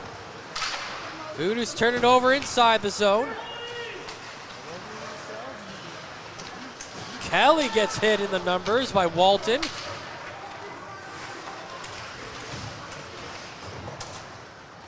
Wilkie can't hold that puck at the line. That was a big bounce there, though, over his stick. Little chases it back in behind the net. Dishes it off to Vassos. Vassos. Well, that went off a couple of bodies and some sticks and some hands, and that one gets sent in the corner. There's a hard hit. Can't tell who that was from our angle up here, but now Wilkie, there's some gloves and there's a fight being there. Thrown.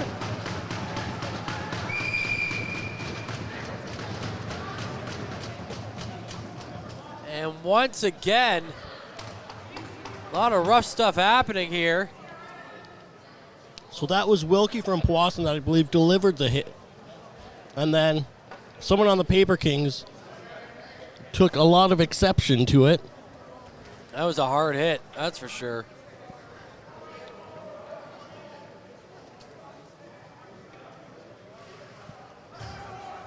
Oh, looks like it was Lacroix who ended up taking the hit. And so once again, we're going to have offsetting penalties here. Roughing on both sides. And we'll see what this 4-on-4 can produce for some more movement with the puck. I'm sure Powassan's saying, we want to keep up that control we had last time, but we want to get some more to the net, get some more pucks going that way, as opposed to just around in a circle.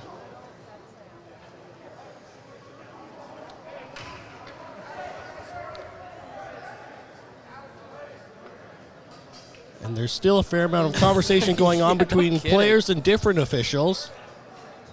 Well, and officials amongst themselves. The way the stats actually break down, Espanola is 0 for 2 on their power plays. Powassan are 0 for 1, and then we've had some offsetting minor penalties already now. So, and if you hear the announcement, what they're saying over the, and recognize the voice, it is local radio legend Bob Coles, who is also the PA announcer at the Voodoos games now, taking over for Brian Floyd. Battalion. Yes, but he is also here at the tonight Voodoos at the Voodoos Voodoos game. Yes. Not regularly, but tonight is a special event.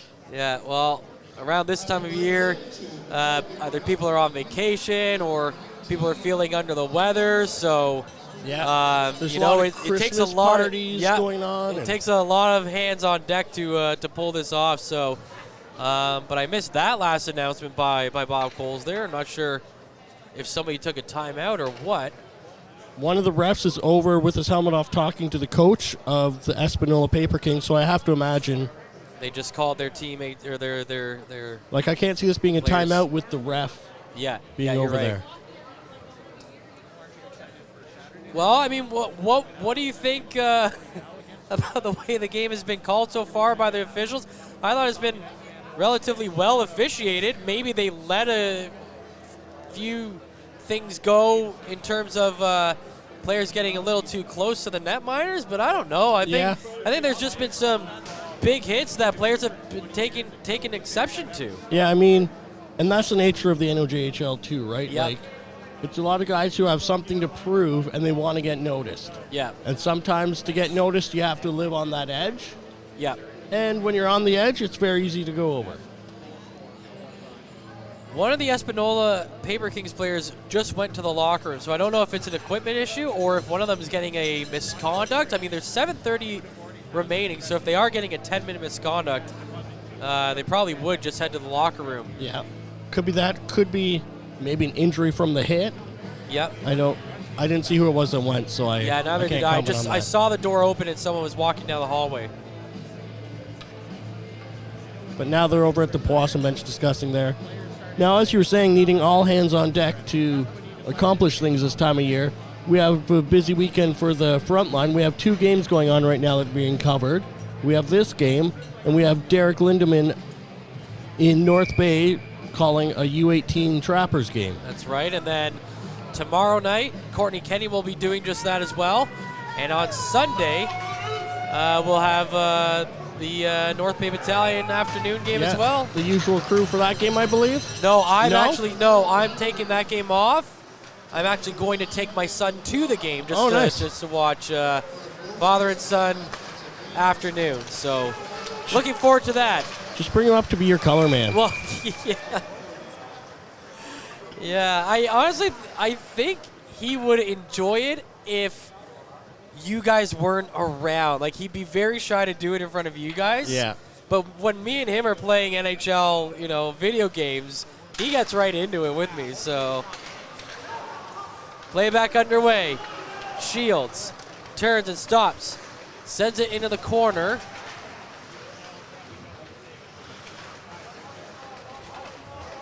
Couple guys still digging away at it. Service.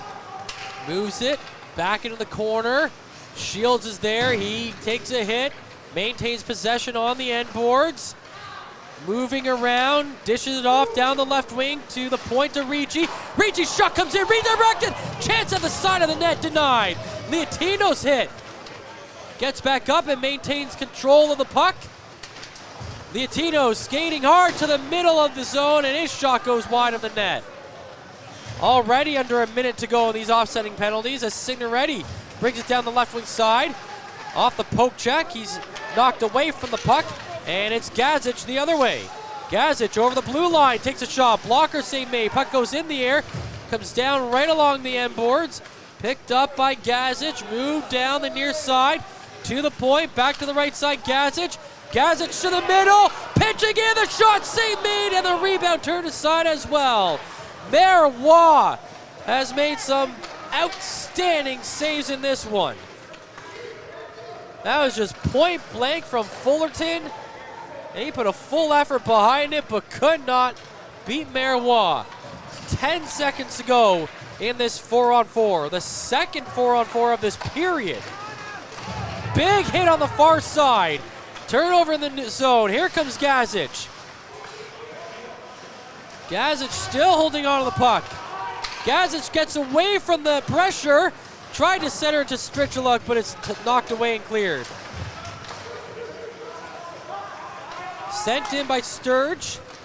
And it comes all the way out. Green Gordon dumps it in, and icing will be called. 5:12 to go in the second period. Now, as we saw that penalties just expire there was offsetting minors for roughing. Wilkie and Lush were in the box. And then Lacroix got a gross misconduct for disrespectful and abusive behavior. And that's why he would have been the one leaving the bench. So that's a game then, I believe? It doesn't. It says 0 minutes. Yeah. So... Well, we'll have to keep an eye on that. Again, when we're covering 4 different leagues, these misconduct penalties all differ, right? Yeah. And that's going to be a penalty coming up against the Powassan Voodoos on the trip, coming over the blue line. And instantaneously, Yikes. the Powassan crowd is up in arms. Yeah. I mean, it was a bit of an errant stick that got in his way more than anything. But you know what? The way the rules of the game are written, that you're responsible for your stick, whether it's errant or not. You're responsible where it goes. Same with high sticking. If your stick goes up and catches someone in the face, doesn't matter. Even on a follow-through. Even on a follow-through, regardless of how it got there, your stick is in the guy's face and you're supposed to be in control of it. Well, the Paper Kings looking to see if they can score on their third power play of the game. And they had it set up there, and Powassan just got cleared down as Miroir played it and gained control again. They haven't had a shot on net since the 3rd minute of this period. Wow. They've been completely outshot in this one. 18-2. There's a shot, though, that off a skate and rips wide. I have to guess. Little is taken down behind the net on the trip, and yet and the ref's arm is up, and they are calling it. Now, I have to imagine that these types of situations are difficult for Flageau, having not seen a puck in, 17 minutes of playing time. Oh, there's one. There's that one counted as a shot there. But 30 minutes of being, just standing there, chilling out, to, all of a sudden be on penalty killing and have man advantage against you. That's hard for, again, the mentality that we talked about. But he's also had to stay ready with those the 4 minutes of 4-on-4 time. Yeah. Right. So you're right. He hasn't seen a lot of puck action where he's had to play the puck, but the Paper Kings have had possession in the zone at times. Long pass down the ice, turning it into 2-on-1. There's a shot, and that stops. So we're back to 4-on-4 for another 35 seconds as the Paper Kings bring it down the ice. Lush sends it in front of the net, and that one is wide of the net. Lush picks it up in the neutral zone, lost it, played back to Romalo. Now to Signoretti. Signoretti coming in, goes to the left side, then he blows a tire, and it's going to go the other way. The Voodoos try to play it ahead. They can't complete a pass into the zone. Now Fullerton comes in onside, maybe a questionable onside, but then he gets knocked down, and the puck is cleared. 2 seconds to go, and now the Voodoos will have a delayed power play. It'll be their second of the game. Shields over the line, down the left wing side, in behind the net. Sets it up to Leontino at the line. Leontino in the corner, around the end boards behind the net. Holding it there is Lemke. Feeds it down, up high in the zone, back to the half boards to Lemke. Try to play it to the middle, that's blocked. Friesen is there and clears it. Picked up quickly by Strichuluk. Up to Little. He's hit by Walton, but he dishes the puck off into the zone. Sent back down the ice. Signoretti. Back in. Gets control of the puck and plays it back in behind the net. That's Leontino bringing it out. Leontino going in. And we are down in just a few seconds on the Espanola penalty, and now that is over. And so we're back to 5-on-5. We'll see how long that lasts with 1:40 remaining in the period. There's a chance on net. Long was there, never got control of the puck. Strichuluk with it. To Service coming in. Service hit in the corner. Long finds the loose puck. He's battling in that corner with 1:20 to go. Still scoreless in this game as Service and Long battle for it. It comes out and it's chipped ahead by the Paper Kings. Espanola bringing it down the right wing. Drop back to Lines. Lines back up ahead. There's a couple of hard hits on both sides along the end boards. Someone's lost a stick. Everyone battling for it. The puck comes out. Shot save made. Rebound chance is stopped as well by the goaltender Flageau. Yeah, and Flageau, I'm sure, was happy to have one where he was squared ready for it to come at him when he's getting back into his play now. We're 55 seconds left in the second period here as we line up for what feels like we haven't had even man play in a while. That was our third 4-on-4 this period. That was our third 4-on-4. And both of the that started as a 5-on-4 for Espanola, then turned into a 5-on-4 for Powassan. And again, a couple of hard shoves after the whistle.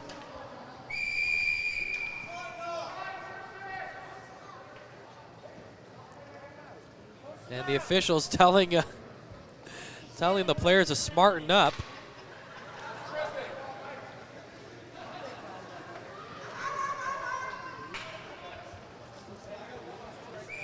Well, face off inside the Voodoo zone with 40 seconds to go.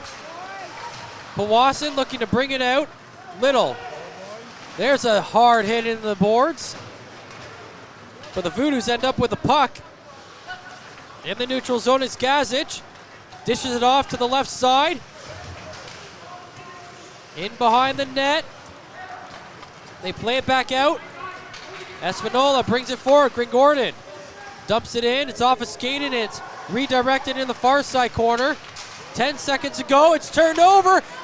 Espanola with a chance on net. Flageau on his back, making sure that he freezes the puck.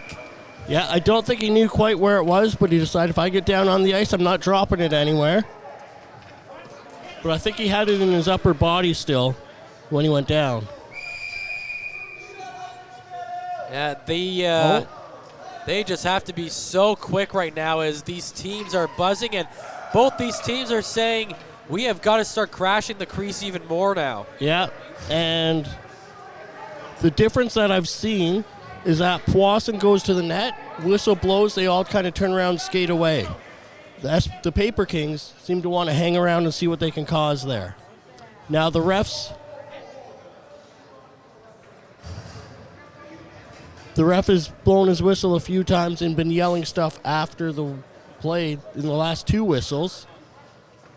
So I'm not quite sure what's going on there over the bench, but the linesman was having something to say to them. Yeah, just giving out some extra warnings, I guess. 7.5 seconds remaining in the period. No score. Shots are 29-25 in favor of the Voodoos. Bouncing puck gets cleared over the blue line. Sent back in by Walton, and that should do it here in period number 2. 40 minutes are in the books, and no goals have been scored. Cannon Flageau and Jake Marois, the story so far of the game tonight. Yeah, and I think the follow-up story is these refs are getting quick to jump in anytime there's a whistle. As soon as the buzzer went, you see both the linesmen just take off. Yeah. Just try to get in there before anything can start. Absolutely. And that will be something to watch as we head to period number 3. You're watching the Average Joe's Game Day broadcast on the Frontline Broadcast YouTube channel, live from the Powassan Sportsplex. Third period up next. Average Joe's Eatery and Patio Bar is North Bay's only year-round lakefront restaurant. On the shores of beautiful Trout Lake, we have been serving delicious food and stunning views since 1999. Indulge in one of our delicious menu items or simply sit with a cocktail in hand and watch the beauty of Trout Lake before your eyes. Check us out online at averagejoes.net or visit us in person at 3501 Trout Lake Road, North Bay. As a Canadore College alumni, you have access to perks. Canadore Alumni Perks. This is a lifetime membership that includes special access to great offers, opportunities to get involved, and so much more. Graduates can access discounts and special offers from businesses and hotels locally, across Canada, and internationally. Get information on special events and news, or access the alumni job portal. Keep in touch with Canadore's alumni office. Visit canadorecollege.ca/perks. Great things happen here. You rely on your vehicle to take you to the places that matter most to you. So bring your vehicle to the team you can rely on to keep it running at its best. Dave's Automotive Services. Whether you're getting your car or truck ready for the season with a tire change, making sure you're safe on the road with an inspection and certification, or doing your due diligence to keep your vehicle in tip-top shape with regular maintenance, Dave's Automotive Services has you covered. Expert troubleshooting, quality repairs, and time-efficient labor are the 3 stars of service you can expect when you bring your car or truck to Dave's Automotive Services at 411 Airport Road. Call 705-478-5544 and book your appointment today. The Frontline Podcast, Season 3. Courtney Kenny, Matthew Sukram, Derek Lindemann, Bob Coles, and Ben Long bring you closer to your favorite teams like never before. Covering everything to do with hockey in the North Bay area, exclusive interviews with the North Bay Battalion staff and players, expert analysis on the OHL, NOJHL, and more, keeping you up to date on all things Voodoos, Trappers, Lakers, and more. It's a new season, it's a new adventure. The Frontline Podcast Season 3. Available wherever you download your favorite podcasts.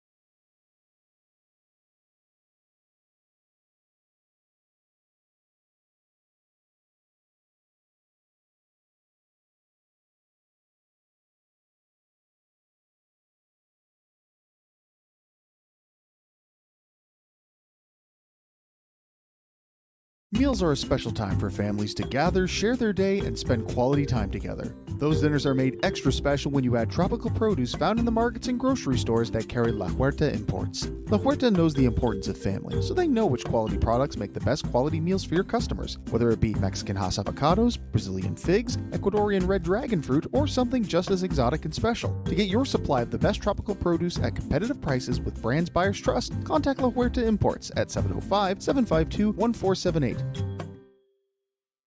Community engagement is one of our core focuses at McDonald's. The key is finding the right people who are passionate about the same things we are, helping kids be kids.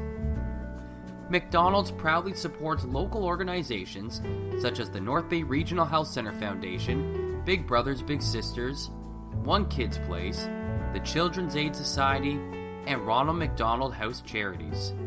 Stop by McDonald's on 1500 Fisher Street, North Bay to see how we can serve you and the community every day.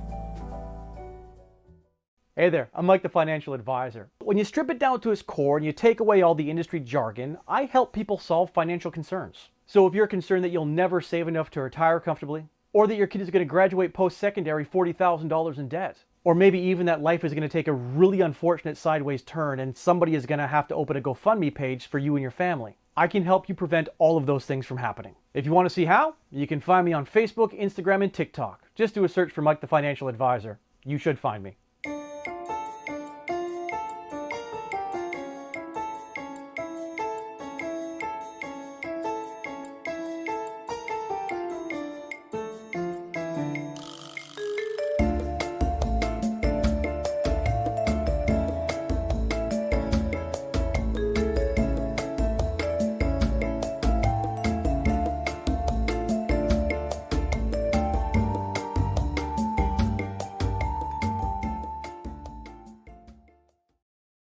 Tonight's broadcast is brought to you by Average Joe's Eatery.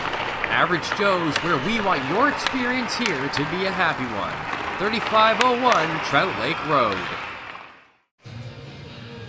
Welcome back to the Powassan Sportsplex here. We're about to get the third period underway. We're just waiting for the water to cool and the players to return to the ice, and then we'll be back into action. But in local sports news, last night the Battalions premiered their brand new third jersey, which looked a little reminiscent of a previous franchise that existed in that arena. So I was telling Chris Dawson today, we should get a third jersey for the Voodoos too. You know, I'm sure there's some extra Hawks jerseys laying around that we could plaster an airplane on and call it a third jersey. Yeah, it's pretty interesting that they unveiled a new look, but it really was an old look with just a new clip art Microsoft Paint logo. Yeah. You know, on the front of the jersey. So, I mean, hey, I'm all for doing things like that, and teams around the league do that all the time. They introduce, whether it's third jerseys or special edition jerseys, or awareness night jerseys. Yeah. All that is great, but yeah, it's a little, I don't know. It just rubbed me the wrong way of how they went about it. And, yeah, you know, if you're going to do a tribute to the Centennials, just flat out do a tribute to the Centennials. Yeah. As I said on air, though, I like cartoony logos, so I like it. People who are into more like traditional logos definitely were not fans of the new or new do look. something that reminds you of the Battalion. Like, yeah, I don't know. With that said, with the Powassan Hawks, because I grew up playing minor hockey as the Powassan Hawk, I've always thought that'd be neat to see them wearing those again, but I don't think that's going to happen. Chris does not seem too hot on the idea. No, not now anyway. We'll see what happens. So, third period underway. It's scoreless between the Voodoos and the Paper Kings. 29-25 are the shots in favor of the Voodoos. Down the right wing side. Into the middle, stretch of luck now to Shields, turning back in a chance. It's denied, and it slides under the goaltender, and it's in. The Voodoos are on the boards. Tucker Shields tucked it in tight. and Marois never saw it as it snuck under him. And just 28 seconds into the third, we have our first goal of the game. So that was Lemke that led the charge back to the bench. And I couldn't see if anyone was actually in the area to push it into the net, or if it just kind of like was one of those left there and kind of rolled and found its way there. Either way, it's a Powassan Voodoos goal on their 30th shot of the night. And after 30 shots, I think a goalie's allowed to let in one. And what did we say right from the beginning of the second period? It's going to be one of those nights where it might only need to be one, and it might not even have to be a pretty one. Yeah. And now it's all hands on deck for the Paper Kings as they look to respond. They were outshot 18-8 in the third period. They had 2 shots in the opening 4 minutes, and then the last 6 shots came in the last 4 minutes. There's a hard shove from behind on Leotino, and the Espanola player, Dumont, just kept on keeping on him. I mean, he was really trying to force Leotino into dropping the gloves. There's going at someone else there. And so Dumont will for sure be sent to the box. And you wonder what the extra call is going to be here. So he was up for 2 minutes first, then took another shot, and then another shot. Right now it's 2 minutes on the board, but the refs are conferring, and we're going to see what happens out of that, because I would not be surprised to see extra time on there. 10 minutes maybe. We can hear the refs are not happy about this, although he is there calling a penalty for the play. So, yeah, I don't know about that. Now, I know a lot of people commonly can hear from home, so you might hear some people standing behind us or right beside us yelling things towards the ref. We do not encourage abuse of the officials. These guys are just out here to support the game, help the thing get along. You know, they don't always make the right call, but they make calls, and they do what they can. That they do. And that ended up being a 4-minute call there. So it is a double minor to Tegan Dumont. Off the half boards on the far side, and this is the Voodoos. It'll be their 4th and 5th power play of the game, I believe. Does it just count as one power play? It does just count as one power play. Okay. But if they score in the first 2 minutes, it continues. It gets cut down to 2 minutes and continues from there. Yeah. In the neutral zone. Voodoos drop it back, and now they try to play forward, but Little didn't have anything off that, and so it's dumped right towards the Voodoos netminder Flageau. This is a huge opportunity for the Voodoos to really take control of this game here. Down the right wing side, into the attacking zone, sending it back to the line, and Thompson couldn't hold that one. Chase Thompson looking for control. And now it's the other way with, I believe, Lemke on the far side. He gets knocked down, but the puck not cleared. Chasing it into the corner is O'Brien. O'Brien behind the net, lost it. Picked up back there by Patrick. Patrick, who almost scored a goal in the second period, sends it back in the corner for Gazic. Gazic dishes off to the right side circle. That one is steered away from him, and down the other way come the Paper Kings in on the low lines, and he gets stopped by Flageau. Big opportunity there for the Paper Kings. And now the Voodoos are going to be called for tripping. So their double minor ends prematurely. There is still over 2 minutes remaining in that, with 16:49 to go in the third period. It remains 1-0 for the Voodoos, but they wasted a golden opportunity. Yeah, and that was a case where Signoretti was showing his experience and had control with the puck, and just in trying to get it away from him, which you have to do, you take a tripping call, And you don't want those ones. You want them to have better coverage right at the start. But the play's back underway with Liam Service circling around in his own end and breaks out into the neutral zone. Down the left wing, over the blue line. Plays it into the corner. Twisting and turning there is Kelly. Sends it back in the corner, trying to find Service. Knocked off his stick and played in behind the net. That was Seguin dumping it out. And the Voodoos play it forward. Liatino dishes it off the boards and it goes in. This is the 4th time we're seeing 4-on-4 play, extended 4-on-4 play in this game. Setting it up. Little was streaking in but could not get a piece of the puck. He goes into the corner. Switches spots. It's Little again in front of the net. And his shot is stopped by Marois. Yeah, as you were saying, unless another penalty is called during the 2-minute penalty, this will be the 3rd time that we've had a full 2 minutes of 4-on-4. The other one, there was, I think it was about 1:45 or something. Yeah. Because it was called as a penalty on a penalty, but that was 3rd time a full 2 minutes.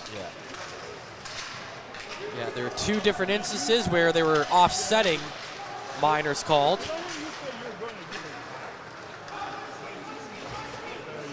Out to the neutral zone. Little plays it forward. Signoretti plays it back out. Down the ice is Wilkie. In the corner. Play around on the near side boards. Back in behind the net. Into the far side corner. They're skating down the point with it. They lost it at the line. And it comes out. Kicked around. Signoretti runs into Smetham, but it's Signoretti who takes a spill to the ice. And now Smetham goes in the corner. He falls down. The puck comes around on the near side boards. Dan Odin keeps it in. And he leaves it there for Romalo. Romalo telling his team to get on the ice quickly. He wants a change here. The Paper Kings will get some fresh legs out there. And the 2-minute penalty to the Voodoos ended to Thomas Gazic. And the 4-minute to... So, but it was actually still continuing for about 30 seconds or so. Yep. So the Voodoos had a 5-on-4, then went to a 4-on-4, and then the Voodoos retained their 5-on-4 for a couple of seconds anyway. Stricheluk making a move into the zone, tried to dish it off to the middle of Shields. That one steered away from his stick. Stricheluk on those far side boards to the blue line. Shields can't hold it there, and now Signoretti goes the other way. Sends it in towards the net. Dished off by Flageau. The puck is poked out of the zone. He's going to race towards it. There's a chance here. The shot from Ricci is denied. Glove saved by Marois. I got to imagine for the next 13:51 of playing time, we're going to see a lot of Signoretti on the ice. I think so. With the numbers, when you can put up numbers like that, 27 points in 15 games, that's almost 2 a game. He hasn't got 1 yet, so they got to be thinking, he's due, get him out there. You also don't have Jan Bissett in the lineup tonight, 22 points for 20 games.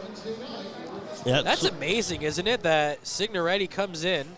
Everyone else already has between 5 to 10 to 13 more games played than he does. Yeah. And he surpasses all of them with his point totals. Yeah. Yeah, handily as well. Out of the zone, Thompson steals it. Coming down the left wing, takes a shot. It's in and out of the glove of Marois, and then steered away to the far side boards. A Voodoos player, O'Brien, was tripped up in front of the net. That's going to be a penalty. And now after the whistle, we're going to see if anything else gets dished off, as O'Brien just checked his man hard into the boards. That was a bit of a late hit, but it could be argued that it was part of the play. So they're going to call interference against, I'm not sure which Voodoos player. 4-on-4 again. But it's going to be roughing called against O'Brien. This is... Or was that holding? he was turned around, so I'm not sure which I couldn't which quite signal he made tell which gesture he made. It looked kind of like holding. Yeah, it probably was. So but either way, this is our third full 2-minute 4-on-4 that we're heading into here. Fourth. Well, let's wait now. No, these ones are canceling each other out. So these ones are offsetting for Miners, so that means it's going to remain 5-on-5 for whatever reason. We're seeing 2 on the board for Powassan, but we're not seeing 2 for the other guy yet. So, well, we'll wait and see.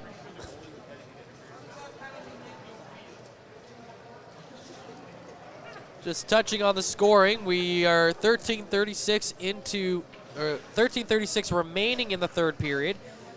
The lone goal scorer for the game is Cameron Lemke. His third of the season. The assists are going to Strichaluk and Shields. And so now 2 minutes are being dished out to both teams, but an additional 2 minutes is being given to the Paper Kings, and so it is now going to be a 5-on-4 for the Voodoos. And one thing I gotta tell you, something I didn't like seeing on the now that's not up on the board yet, so I'm not quite sure. Yeah, they've got a power play up there, but they don't have the other calls up there. No, they don't. So it's the 2 minutes are offsetting, and then the additional one is the power play. So here we go, Thompson. Into the corner to Gazic. Gazic sends it on net. That stop rebound chance right in the slot and steered away by Marois. Picked up in the near side corner. Dished off to the point to Wilkie. Back in the corner for Gazic. He lets it go by him and sends it to the far side. The Voodoos maintain possession briefly there, but it's cleared down the ice. And Signoretti is going to get to the puck first. Signoretti on the breakaway. He gets denied on the poke check, on the back check by the Voodoos. Coming into their zone to make sure Signoretti never got a shot off. I mean, technically, Flashot had to make a save on that poke check from his own defender. 12:30 to go in the period. 1-0 Voodoos lead. Liatino brings it in. Sends it to the point to Lemke. Across to the near side to the far side to Little. Little into the corner looking for Strichaluk. He got tied up on the boards, and the puck is cleared down the ice. Under a minute to go now in the Powassan power play. Their 5th of the game. Puck is picked up by Liatino. Sent to the right side to Little. Back down the middle, Liatino. To the left side to Lemke. Down to Shields at the point. Shields across to the right side to Strichaluk. Back up high to Shields. Takes a shot, scores! The Voodoos take a 2-0 lead on the power play. And that was definitely tipped in front. We have Lemke leading the charge, so it looks like he was the one that touched it there. But with the shots sitting at 37-30, Powassan is taking a 2-0 lead. And that will nullify the penalty. And we'll be back to 5-on-5 with 1 man in the box for each team from the offsetting calls. So Cameron Lemke with a 2-goal night. Tucker Shields setting up both of them. And finally on the power play, they were able to break through. I was going to say, when they had that 4-minute power play, they just seemed like, I don't know what it was. Like, the game is over. We don't have to rush here. We got take our chance. And I don't like seeing that from any team ever when they have just taken the lead and get that power play time, because you're just asking for the other team to come and get you now. Especially with so much time left in the game. With such a small lead. That was a much better effort from the Voodoos on that power play. Yeah. So with 11:15 to go, it's a 2-0 Powassan lead. Dan Odin brings it back in. Shields on the end boards. Service. Plays it up ahead. Dumped in by Vassos. Tries to play it along the end boards. It's bounced around. It comes in front of the net. Vassos can't get the shot off. Now Wilkie for the point. Takes a shot. Save made. Rebound chance, and he can't bury it. Jack Kelly had Marois right where he wanted him, but he could not finish the play. Back down the other way. That's going to be a call coming up against the Voodoos' Alex Little. Interference against the Powassan captain, and the Espanola captain, Ramallo, is down. He went into the post hard, and it's looking like his leg's taking a little beating of it. Well, he was holding his face too, so...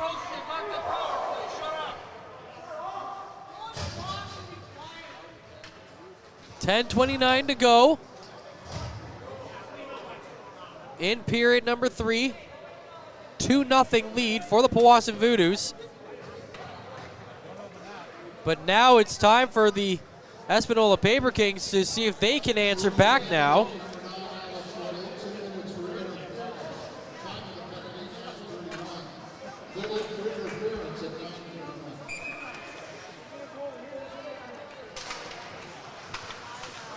One to the point to Horgan. Dished off to the left side to Bishop.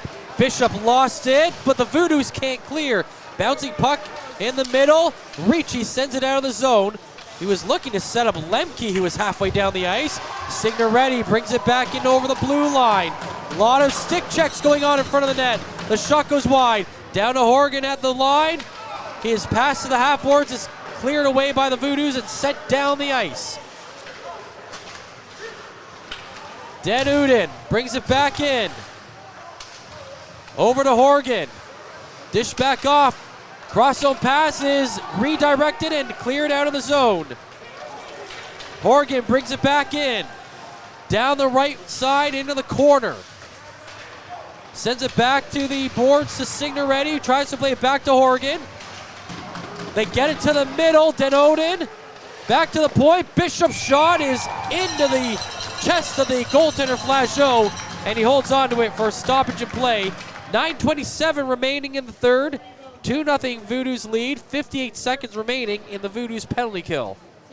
And we see another example of the Paper Kings going to the net, and after the whistle, sticking around, seeing what they can make happen, seeing if they can draw a penalty out of Powassan. There's a shot in on net, and it's turned aside by Flageau.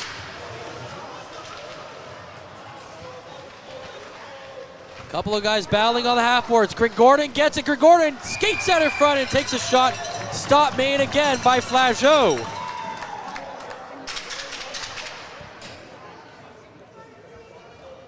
.41 seconds remaining on this power play for the Paper Kings, who have looked dangerous so far. They've had a couple good chances. They've also had a couple missed passes that end up going all the way down the ice.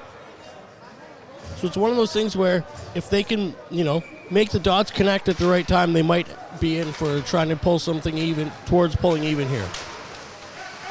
Play on the far side boards. Fullerton trying to get it out. He's got some support in the area, but it's the Paper Kings who end up with the puck. Shot comes in for the point. Stop, save. Rebound chance right in front of the net. Puck is loose, and it is in the back of the net. The goaltender, Flageau, pulled out of position. His defense could not bail him out. And with 19 seconds remaining on the man advantage, the Paper Kings take advantage and cut the lead in half. It's 2-1.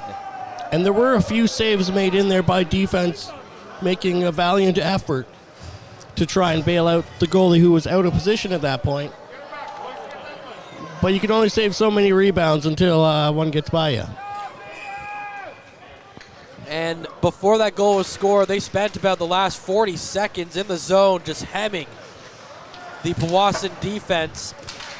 There's a pass. Chase Thompson got it ahead, but then it's poked away from his stick just in time by the Paper Kings.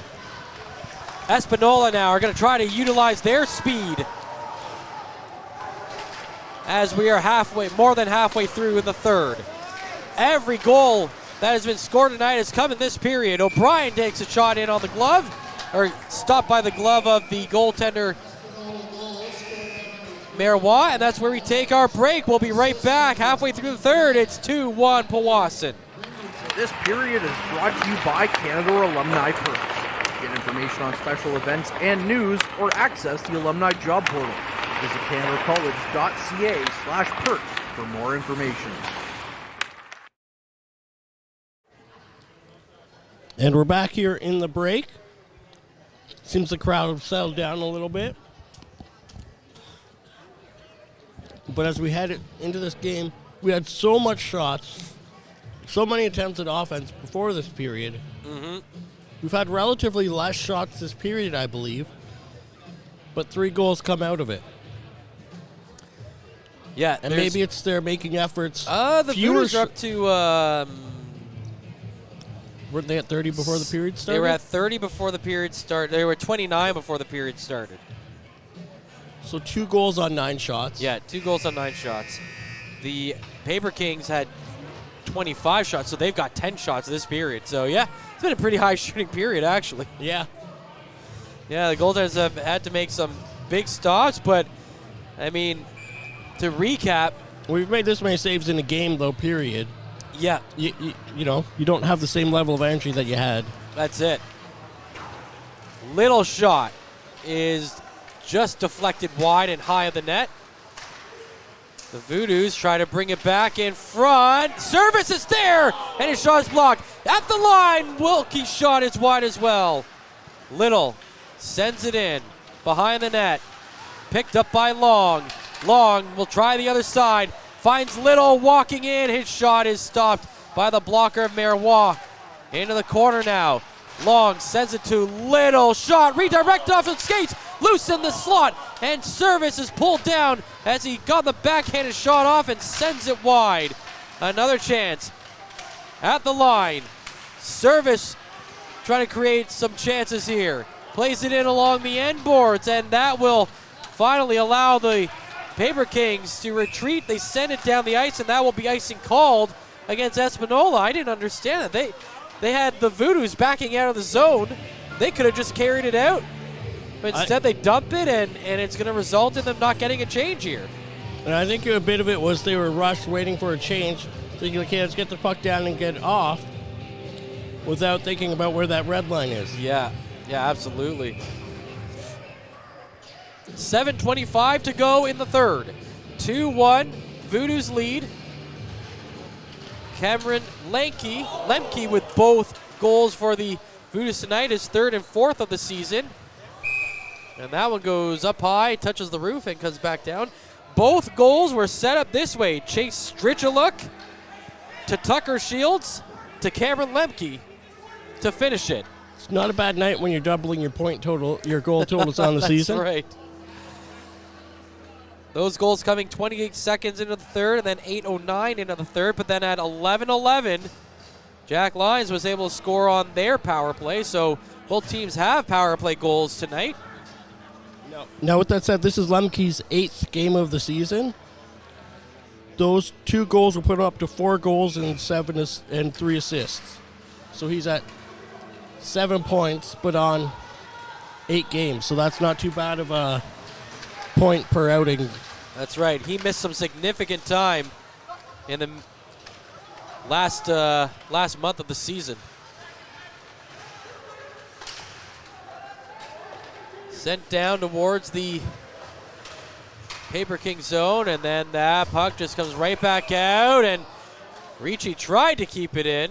He really hustled to that puck, but that definitely saw some white ice on the other side of the blue line. Yeah, and there was a couple Paper Kings there with their arms up to call that as well. Yeah. Just in case the officials needed some assistance there, huh? 6:48 remaining in the third. And like you said, the Voodoos really wanted to play ahead in this game. They haven't won on home ice since November 26th. They've lost their last 2 games here. There's a dump in, and that one's turned aside by Marois. And again, just 2 and 3 in their last 5 games overall, and have had to play comeback hockey.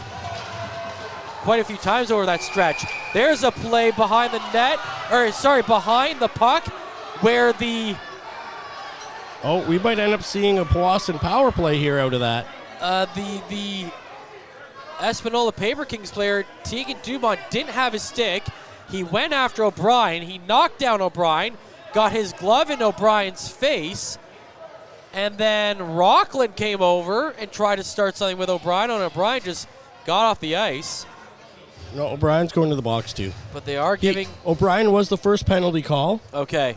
And then Dumont got up and retaliated several times. 6:19 to go in the third period. 2-1 the score for the Powassan Voodoos. And again, a lot of rough stuff happening on both sides of the ice, and the officials dishing out the penalties as they see fit here. It looked like he called a 4-minute on someone. Yeah, so again, we're going to get offsetting penalties and then an additional 2 minutes on the Paper Kings. Yeah. And so this is going to be the 7th power play of the game now for the Powassan Voodoos. I think there's been a lot of offsetting, a lot of double minors. So we might get some more calls here. We have the Paper Kings guy not calming down and doing some yelling from the box towards the Voodoos bench.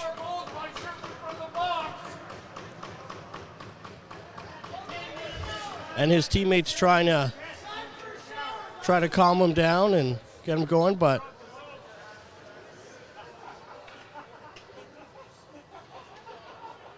well, yeah, you wonder how long they let them go.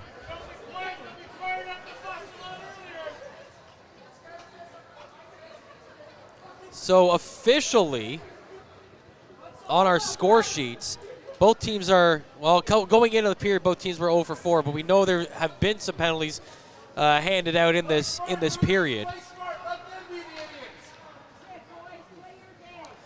So there's been 1, 2. So what we're seeing 3 against the Paper Kings and 1, 2, 3 against the Voodoos in this period.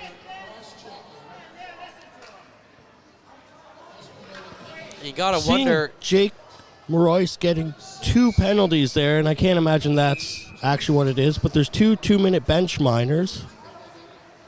Yeah, Jake Marois is the goaltender, so I don't know why he would be given the penalty for a bench minor. So anyway, here come the Voodoos. There's a chance on net, and the shot is stopped there by Marois.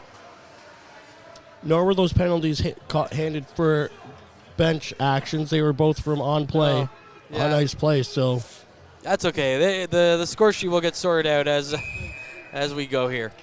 At an indeterminate point in the future. That's right. Leotino with a lot of room. The shot save made by Marois. Wow, Leotino had the entire left side of the zone wide open. Yeah. None of the Paper Kings shifted over. And that, despite having that clear shot, he did a really nice pick the corner shot, and Marois had to really stretch out his leg to save it. Stritchalak lost it at the line, then held it briefly, and now it's the Paper Kings going the other way. Pass it in the middle is picked off by Lemke. Lemke sends it down the left wing for Shields. Shields over the blue line, dishes it off to Stritchalak. Stritchalak into the corner, skates around behind the net. He's got some support there with him, but now he turns back, goes the other way. He's held onto by Bishop, and he coughs off the puck, but it's picked up quickly by his teammate in Shields, and Shields sends it to the right side corner. Now it comes in front of the net. Couple of players right there. It was under the defender Bishop and then cleared down the ice by the Paper Kings. 5 minutes to go in the game. Less than a minute remaining on this power play for the Powassan Voodoos. Now Thompson down the left wing side. Sends it around the far side. It comes back to the near side to Thompson on the half boards. He carries it in the corner. Plays it down to the point to Wilkie. Wilkie's shot is blocked. Off a skate and to the right side point. It goes around to the end boards. Patrick now to the half boards. A cross zone pass trying to get it to Thompson, but it's blocked. A good defensive play there by lines of the Paper Kings. He's got the lone goal for the Paper Kings tonight. It's in the far side corner. That's Ricci. He tries to play it in behind the net to Patrick. The penalty has expired, and we're back to 5-on-5 play with 4:15 to go in the third period. The Voodoos holding on to that 2-1 lead. Along the end boards and sent down the right side. Down the middle. Gazic coming in, takes a shot, deflected away off the blocker by Marois.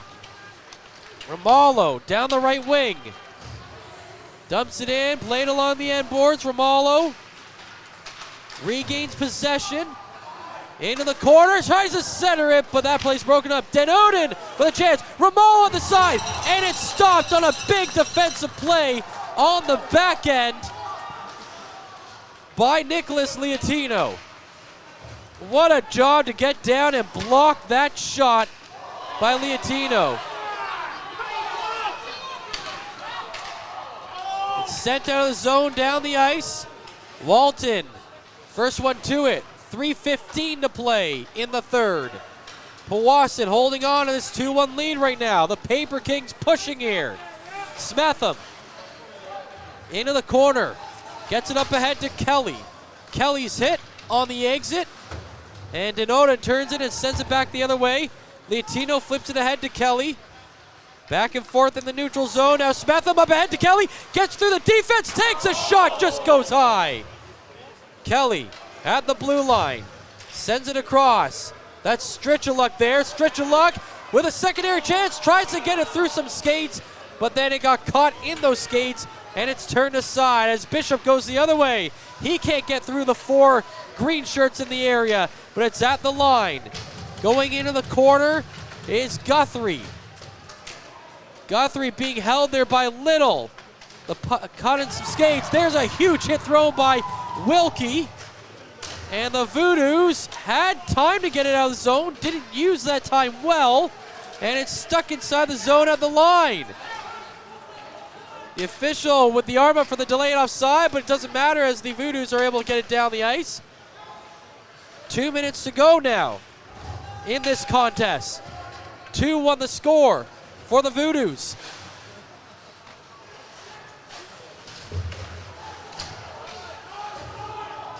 The Voodoos trying to snap a 2-game skid at home.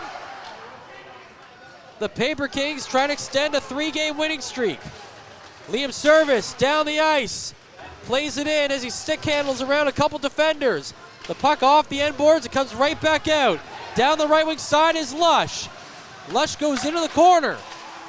Tries to send to the middle. He gets it to Oregon. The shot save made. Rebound chance denied as well.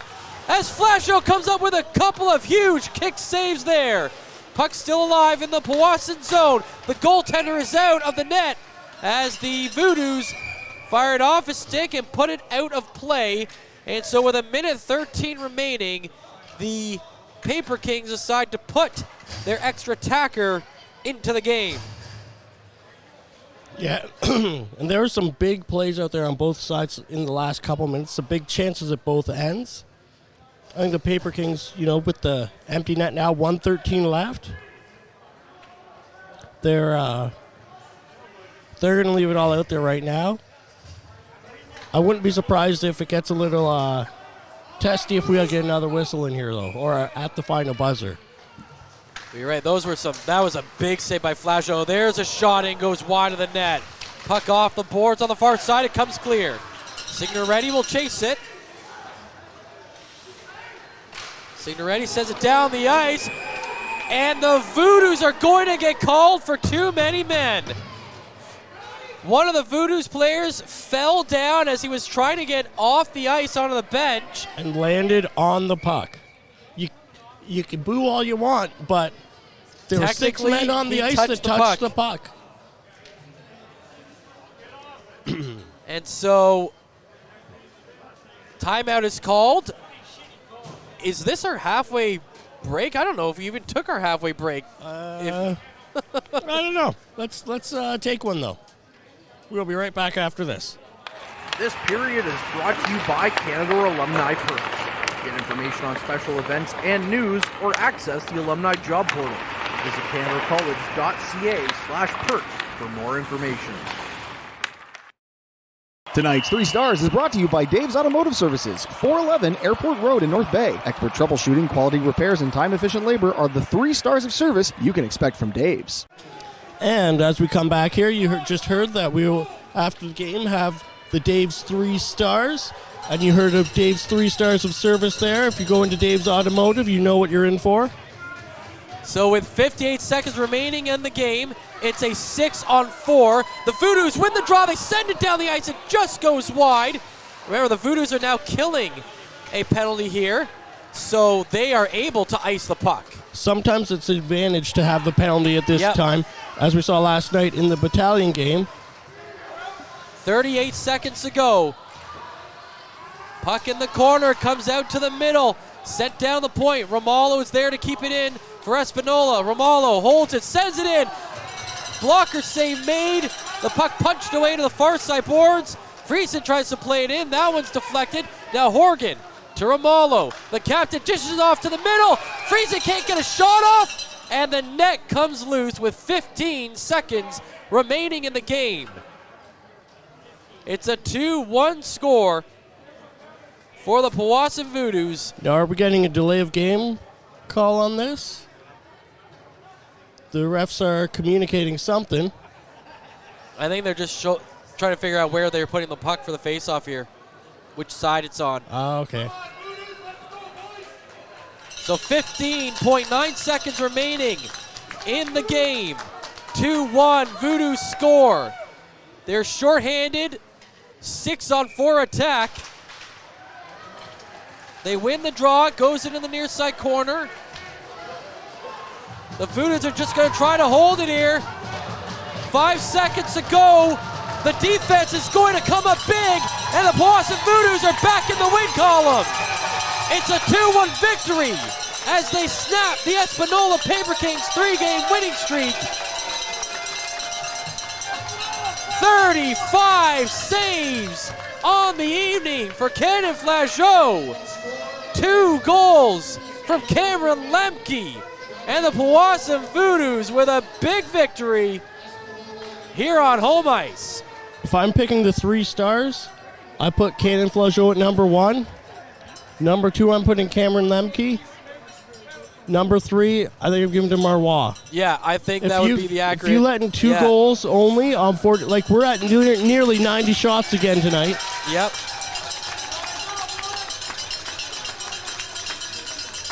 And again, that's got to feel good after dropping a 4-2 decision to the French River Rapids on Wednesday. The Rapids came in having lost 14 in a row. So, yeah, and they had not beat the Voodoos this season up until that point. That's right. So to get their first win, to have their first loss against French River, to be followed by their first win against Espanola. So the Voodoos will definitely relish in that victory for the time being. And they are back on the ice here at home this coming Wednesday. They will host the Greater Sudbury Cubs, and then they will travel to Sudbury the very next night on Thursday, December 22nd, to play the Cubs in Sudbury. And now we will present to you the Dave's 3 Stars. Tonight's 3 Stars is brought to you by Dave's Automotive Services, 411 Airport Road in North Bay. Expert troubleshooting, quality repairs, and time-efficient labor are the 3 stars of service you can expect from Dave's. So, we had our 3rd star. Like I guessed, was going to be from the Espanola Paper Kings, but was not the goalie. Oh. It was Jack Lyons, the goal scorer. Okay. Was the 3rd star. 2nd star was an assist on both the goals for the Voodoos Shields. And the 1st star was, as we predicted, Lemke. With the 2 goals. With the 2 goals. Oh, no love for the goaltenders. That is is surprising to me because I thought they were the difference in this game. That hurts my heart a little bit. That's right. Because even the losing goaltender put up a 34 save effort. No, the losing goaltender put up 44 saves. Correct. Yes. Yeah, My numbers are off. 44 saves, yeah. only letting 2. That's an incredible save percentage. That's a great goals against average number. Lions scored a goal. Yeah. Anyway, well, the Voodoos beat the Paper Kings 2-1. We hope you've enjoyed this game. I want to thank Mike Brown on camera, and want to thank Ben Long for joining me for color commentary and producing this game as well. I'm Matthew Sucrum saying thanks so much for joining us on the Average Joe's Game Day broadcast on the Frontline broadcast channel on YouTube. Have a great night, folks. Tonight's broadcast is brought to you by Average Joe's Eatery. Average Joe's, where we want your experience here to be a happy one. 3501 Trout Lake Road. Meals are a special time for families to gather, share their day, and spend quality time together. Those dinners are made extra special when you add tropical produce found in the markets and grocery stores that carry La Huerta imports. La Huerta knows the importance of family, so they know which quality products make the best quality meals for your customers, whether it be Mexican Hass avocados, Brazilian figs, Ecuadorian red dragon fruit, or something just as exotic and special. To get your supply of the best tropical produce at competitive prices with brands buyers trust, contact La Huerta Imports at 705-752-1478. Community engagement is one of our core focuses at McDonald's. The key is finding the right people who are passionate about the same things we are, helping kids be kids. McDonald's proudly supports local organizations such as the North Bay Regional Health Center Foundation, Big Brothers Big Sisters, One Kids Place, the Children's Aid Society, and Ronald McDonald House Charities. Stop by McDonald's on 1500 Fisher Street, North Bay, to see how we can serve you and the community every day. Hey there, I'm Mike the Financial Advisor. When you strip it down to its core and you take away all the industry jargon, I help people solve financial concerns. So if you're concerned that you'll never save enough to retire comfortably, or that your kid is going to graduate post-secondary $40,000 in debt, or maybe even that life is going to take a really unfortunate sideways turn and somebody is going to have to open a GoFundMe page for you and your family, I can help you prevent all of those things from happening. If you want to see how, you can find me on Facebook, Instagram, and TikTok. Just do a search for Mike the Financial Advisor. You should find me.